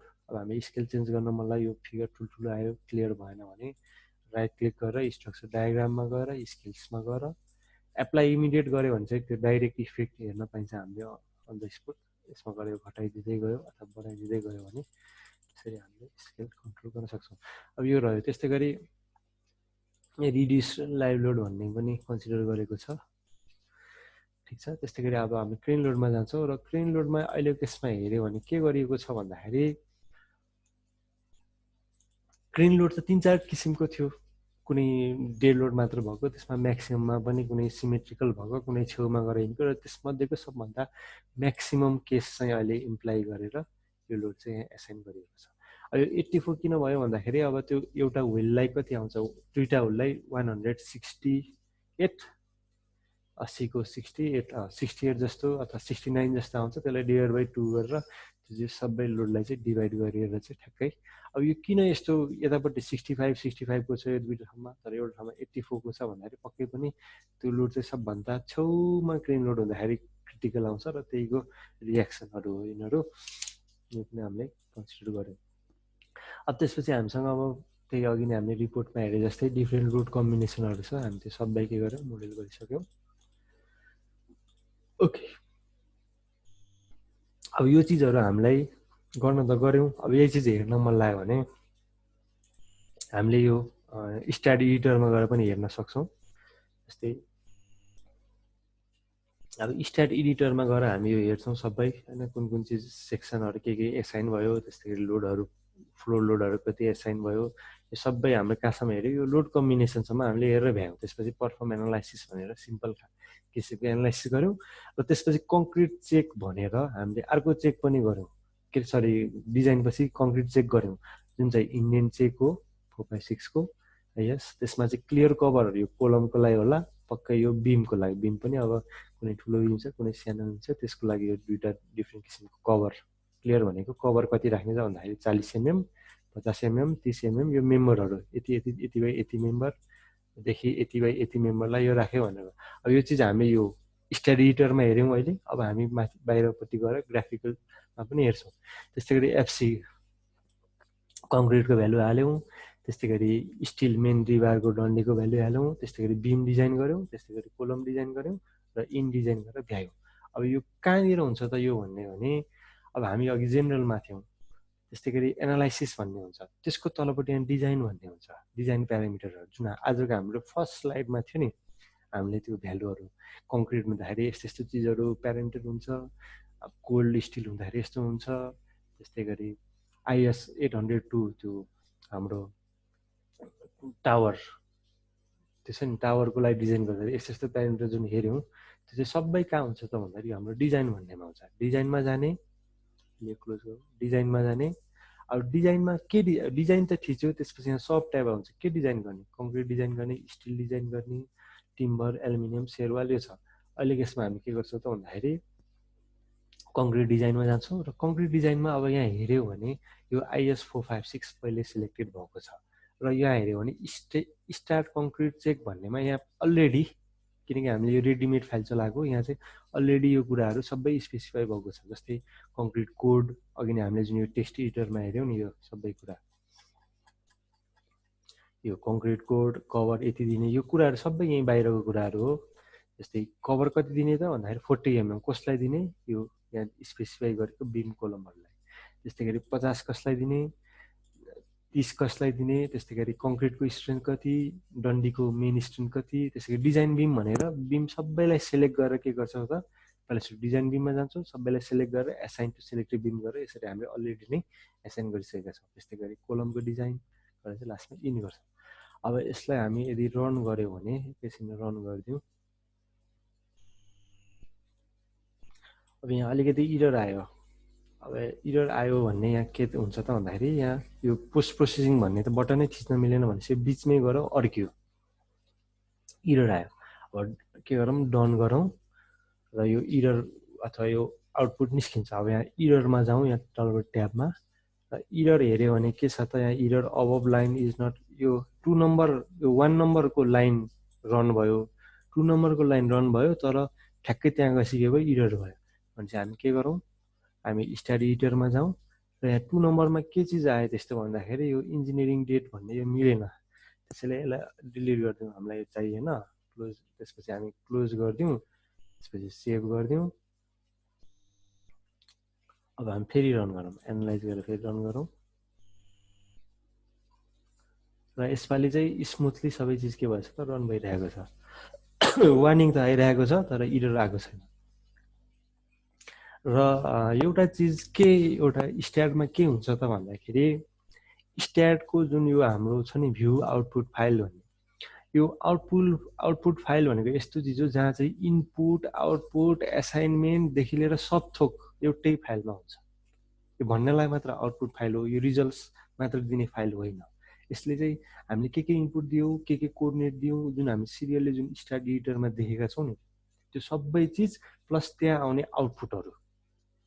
अब यसलाई हेरौँ, भ्यू आउटपुट फाइल, पोस्ट प्रोसेसिङमा नगइकन भ्यू आउटपुट फाइलमा गएर मैले डन थिचेँ भने अब यो आउटपुट फाइलमा यहाँ हेर्न सकिन्छ। पहिला चाहिँ स्टार्ट जब भन्ने भयो, त्यसपछि इन जब भयो, 3 नम्बरमा यो भयो, त्यसपछि 4 लाइनमा यो भयो, त्यसपछि जोइन कोअर्डिनेट्सहरू सबै भयो हैन। त्यसपछि जति पनि हामीले त्यो इनपुट फाइलमा गरेछौँ त्यो सबै भयो र हुँदै लास्टमा त हामीले के गरेछौँ, लोड कम्बिनेसन हालेछौँ, त्यसपछि पर्फर्म एनालाइसिस गरेछौँ र एनालाइसिस पर्फर्म गर्दाखेरि यो प्रोग्रामले आफै यति जोइन छ यो भन्ने त्यसको आउटपुट एनालाइसिसमा आउने आउटपुटहरूको कुराहरू भयो। त्यस्तै गरी त्यो एनालाइसिस गर्दा त हामीले अर्थक्वेक लोड पनि त्यहाँ त्यो फङ्सनलाई पनि बोलाएको छौँ, जुन त्यो हाम्रो अर्थक्वेक छ नि 1893 हो, त्यो बोलाउँदाखेरि के भयो त भन्दाखेरि त्यो बोलाउँदाखेरि टाइम पिरियड आफै निस्क्यो, 0.49 सेकेन्ड भनेर निस्क्यो। अब यो चाहिँ हामीले हाम्रो त्यो जुन फर्मुला छ 0.075 इन्टु एचको पावर त्यो गऱ्यो भने सायद हामी यो कहाँनिर छ त्यो अब क्यालकुलेसन, यहाँ हो होइन, 0.075 एचको पावर समथिङ गऱ्यो भने हाम्रो यो म्यानुअल क्यालकुलेसन पनि 0.499 भन्ने आउँदो रहेछ र हाम्रो त्यो जुन त्यो स्ट्याटको त्यो फङ्सन छ त्यसले पनि 0.4988 भनेर निकाल्यो भने चाहिँ हाम्रो म्याच भयो, ठिक छ। त्यस्तै एससिवाइसी, त्यस्तै लोड फ्याक्टर यो सबै के गर्यो त क्यालकुलेट गर्यो र भिभीको भ्यालु कति झिक्यो त 0.1316 भन्ने जस्तो झिक्यो। अनि यो चाहिँ मास भइहाल्यो, सिस्मिक मास। यो चाहिँ कुन केसको लागि, यो चाहिँ फर एक्स डिरेक्सन। त्यस्तै गरी फर एक्स नेगेटिभ डिरेक्सनको लागि झिक्यो, त्यस्तै गरी जेडको लागि झिक्यो, नेगेटिभ जेडको लागि झिक्यो। र त्यसपछि के छ त, हामीले कङ्क्रिट डिजाइन चेक भनेर गरेको हो नि, यो स्टार्ट कङ्क्रिट डिजाइन भनेर। त्यो गर्दा हामीले के गर्यौँ, यो भ्यालु यो स्टार्ट एडिटरमा के गर्यौँ त, यो राख्यौँ, त्यसपछि यो गऱ्यौँ, यो गऱ्यौँ, यो गऱ्यौँ, यो गऱ्यौँ र त्यसपछि हामीले लास्टमा के गर्यौँ त भन्दाखेरि डिजाइन बिम भनेर यो गऱ्यो नि भनेपछि अब डिजाइन बिमको आउटपुटहरू आउँछ क्या त्यसपछि, ठिक छ नि। अब यो यहाँ हेरौँ अलिकति राम्रोसँग। हामीले यसमा के गर्यौँ त भन्दाखेरि यो सिरियली गर्दै गयौँ, त्यसपछि एउटा पर्फर्म एनालाइसिस भन्ने गऱ्यौँ र यो एनालाइसिसमा त्यो अर्थक्वेकको त्यो फङ्सनको कल गरेर त्यसमा आउने भ्यालुहरू सबै हेऱ्यौँ। त्यसपछि यो सिरियली हुँदै हुँदै हुँदै गयो अनि त्यसमा के आयो त यो डिजाइन बिम भनेर गऱ्यो। अब डिजाइन बिम भनेपछि बिम डिजाइन हुन्छ र त्यसको आउटपुटहरू आउँछ क्या आउटपुट फाइलमा। आउटपुट फाइल भनेको त्यस्तो फाइल हो जहाँ चाहिँ हामीले यो दिएको यो स्टार्ट एडिटरको इनपुट फाइल र त्यसमा यदि कुनै आउटपुटहरू छ भने त्यो पनि एउटै चिजमा मिक्स भएर आउँछ। अहिलेको यो केसमा यो भयो। त्यसपछि के भयो त बिम डिजाइन भयो नि भनेपछि अब बिमको आउटपुटहरू आउँछ। बिमको आउटपुटमा के छ त भन्दाखेरि अब यो बिम नम्बर 49 भन्ने बिम नम्बरको लेन्थ कति, साइज कति, कभर कति, होइन। कभर किन 30 भयो भन्दा हामीले पक्कै पनि यो 0.03 स्पेसिफाई गर्यो होला 49 लाई हो, नभए 49 ले त्यही गरिरहेछ। अब त्यो भयो। अब त्यसको सेक्सनहरू डिफ्रेन्ट सेक्सन ठाउँहरू होइन, जस्तै 0 जस्तै गरी 1100, 2200, 3300 यसमा चाहिँ के छ त रिइन्फोर्समेन्ट यति यति के हो त रिक्वायर्ड रिइन्फोर्समेन्ट यति भयो र प्रोभाइड यदि हामीले सफ्टवेयरले नै यदि रिवाइड प्रोभाइड गऱ्यो भने कति गर्दो रहेछ त 8 को 12वटा, 4 को 16वटा, 4 को 16। अब ठ्याक्कै हामीले यही चिज ड्रइङमा इम्प्लाइ गर्नुपर्छ भन्ने पनि छैन र हामीले यही मोडललाई हामीले के छ त वेबिनार 1 मा हेरिसक्यौँ, आरसिडिसीमा गएर गर्न पनि सक्छौँ यही स्ट्याट फाइललाई। त्यस्तै गरी सियरमा पनि 2 लेग स्ट्रिप्स होइन, 2 लेग 8 mm को स्ट्रिप्स यो सबै क्यालकुलेट भयो, यो सबै भयो। त्यस्तै गरी सियर चाहिँ म्याक्सिमम कहाँ कति डिस्टेन्समा छ त्यस्तै सबै क्यालकुलेट यसमा भयो। त्यसपछि यो त 49 भन्ने बिमको, त्यस्तै गरी 50 भन्ने बिमको पनि सिमिलर टाइप अफ के भयो त डिजाइन भयो। यसरी हामी सबै बिमको डिजाइन हेर्छौँ। र बिमको डिजाइन भएपछि हामीले त्यहाँ के गरेको थियौँ त, त्यहाँ के गरेको थियौँ भन्दाखेरि बिमको डिजाइन भएपछि हामीले कोलमको डिजाइन गरेको थियौँ अनि त्यसपछि फिनिस गरेको थियौँ। अब कोलमको डिजाइन आउँछ। अब बिम भ्याइयो, बिम भ्याइएपछि अब हेर्दै गयो भने कोलमको डिजाइन आउँछ। जस्तै यो सबै बिमको भयो।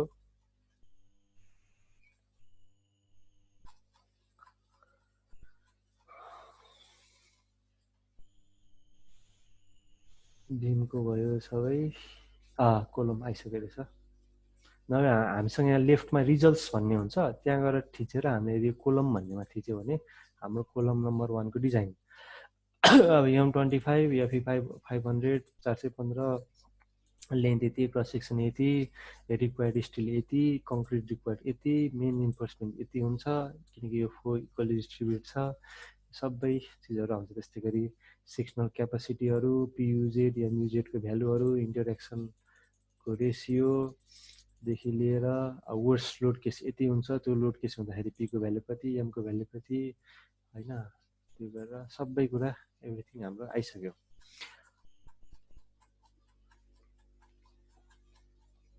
यो चाहिँ हाम्रो कोलमको डिजाइन भयो। अब हामीले यो हेऱ्यौँ पक्कै पनि। अब यही चिजलाई के छ त भन्दाखेरि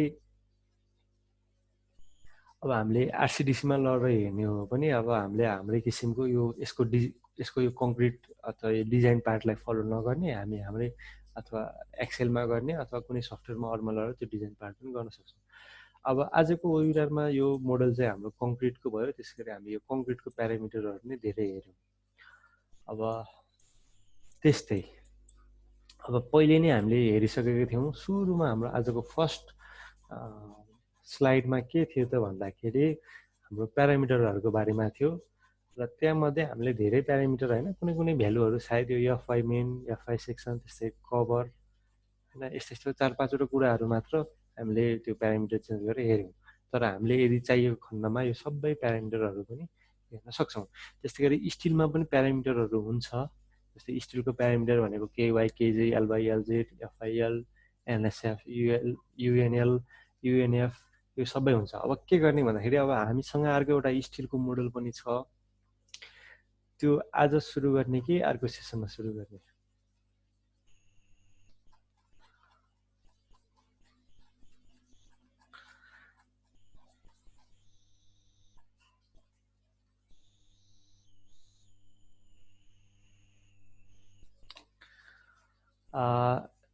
यस्तो गरौँ होला, अझै हामीसँग टाइम छ। हामी पार्ट 3 को यो आउटपुटहरू त हामीले हेरिसक्यौँ होइन, त्यही अनुसारको हामीले अब त्यो म्यानुअली आँखाले हेरेर अथवा हामीले त्यसलाई कुनै म्याक्रो लगाएर त्यो डाटालाई सर्ट आउट गरेर हामी टेबुलर फर्ममा झिकेर ड्रइङ पनि बनाउन सक्छौँ। हामी यसलाई अगाडि नै बढाउँ, त्यो स्टिलको पार्टलाई आज स्टार्ट नगरौँ, अर्को हप्ता स्टार्ट गरौँ, आज यो कङ्क्रिटवाला भ्याइदिउँ। त्यस्तै गरी अब हामीसँग त्यो भ्याइएपछि हामीसँग आइसोलेटेड फुटिङ डिजाइन हुन्छ। यसमा पक्कै पनि पहिला सुरु त त्यो बियरिङ एरिया पुग्छ पुग्दैन त्यो चेकहरू गर्ने कुरा हुन्छ, जस्तै यो सपोर्टको रियाक्सनहरू, त्यस्तै गरी साइज यो दिँदाखेरि भर्टिकल लोड फ्याक्टर यो चाहिँ सोइल लोडहरू राख्ने त्यो 10% एड गर्ने, त्यसले साइजहरू आउने, यो चेक हुन्छ। त्यसपछि पक्कै पनि मुभमेन्ट चेकहरू, जस्तै मुभमेन्टहरू लिने, पिएम यो सबै लिएर प्रेसरहरू झिक्ने होइन, त्यसपछि म्याक्सिमम प्रेसरहरू झिकेर हाम्रो त्यो एलाउबल क्यापासिटीसँग त्यो छ कि छैन त्यो हेर्ने। त्यस्तै गरी हामी त्यो मुभमेन्टबाट के गर्छौँ त टेन्सन इन्फोर्समेन्टहरू डिजाइन गर्छौँ होइन, त्यसपछि यो सबै डिजाइन गऱ्यौँ।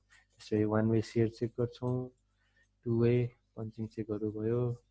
त्यसपछि हामी के गर्छौँ भन्दाखेरि त्यसपछि अब त्यो डाबल बार्स चाहिँ चाहिँदैन फाउन्डेसनमा, त्यो पनि हामी चेक गर्छौँ र रिबारहरू त्यो हामी ड्रइङ बनाउँछौँ, यो हाम्रो भयो। त्यस्तै गरी यो इनलेट भल्भ पेडेस्ट्रल भनेको एज अ कोलम जस्तो यो पनि डिजाइन गरेको छ, यो भइहाल्यो। यो भइहाल्यो। अनि यो प्लिन्थ बिमहरूको यो चाहिँ अब कङ्क्रिट आरसिसी पार्टहरू भयो। त्यस्तै गरी अब यहाँ अलिकति एउटा उस पनि छ, block type of machine foundation भन्ने छ। यसमा चाहिँ अब पहिला सुरु एम्प्लिच्युडहरू झिक्नेदेखि लिएर त्यो रेजोनेन्सभित्र पहिला त एउटा साइज दिने, त्यो ब्लकको साइज कति दिने भन्ने यहाँ भनिएको होला पक्कै, त्यो एउटा साइज दिने होइन। पहिला ट्रायल डाइमेन्सन भनेर एउटा फाउन्डेसन ब्लकको साइज दिने, र त्यो साइज कन्सिडर गर्दाखेरि एम्प्लिच्युड कति आउँछ, भाइब्रेसन त्यो रेजोनेन्समा पर्छ कि पर्दैन, फ्रिक्वेन्सी कति आउँछ, त्यो सबै क्यालकुलेट गरेर यदि हाम्रो रेजोनेन्स र त्यो ब्लक कन्सिडर गर्दाखेरिको फ्रिक्वेन्सी म्याच हुँदैन, डिफ्रेन्स धेरै आउँछ भने ओके भयो।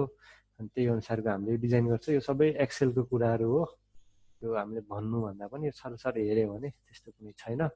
अब रिवायर्ड डिजाइनको केसमा के छ त भन्दाखेरि अब यो रिपोर्टमा चाहिँ रिवायर्ड डिजाइन गरिएको छैन, तर गर्न गाह्रो छैन।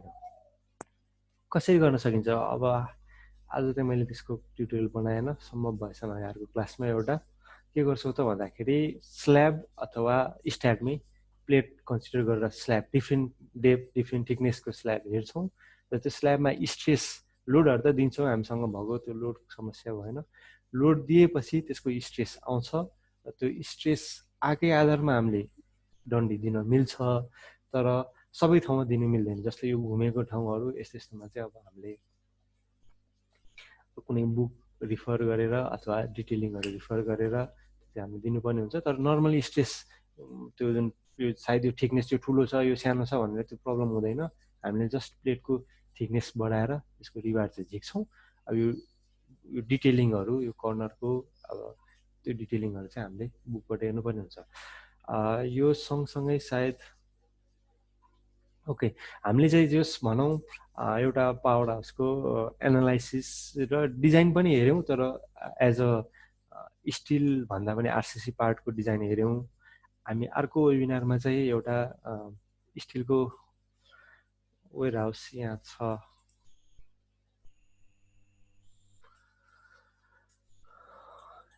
ओके स्टिलको वेयर हाउस छ, हामी यसको बारेमा अलिअलि डिस्कस गर्छौँ। त्यसपछि हामी स्टिल कनेक्सनको बारेमा पनि अलिअलि हेर्छौँ। अनि त्यसपछि हामी त्यो अघि हामीले जुन कुरा गऱ्यौँ मेसिन फाउन्डेसनको त्यो रेजोनेन्स हेर्ने पार्ट त एक्सेलकै भइहाल्यो, तर त्यो डिजाइन स्ल्याब डिजाइन कसरी गर्ने त्यो पनि हामी हल्का हेर्छौँ, मोडल गरेर हेर्छौँ, त्यो चाहिँ हाम्रो अर्को पार्टको रह्यो। यति भन्दा भन्दै लगभग 1.5 घन्टा बढी भएछ। आजको सेसन यति नैमा इन गर्छु। Thank you very much. यो सँगसँगै हाम्रो प्रेजेन्टेसन सेसन इन हुन्छ। Thank you very much.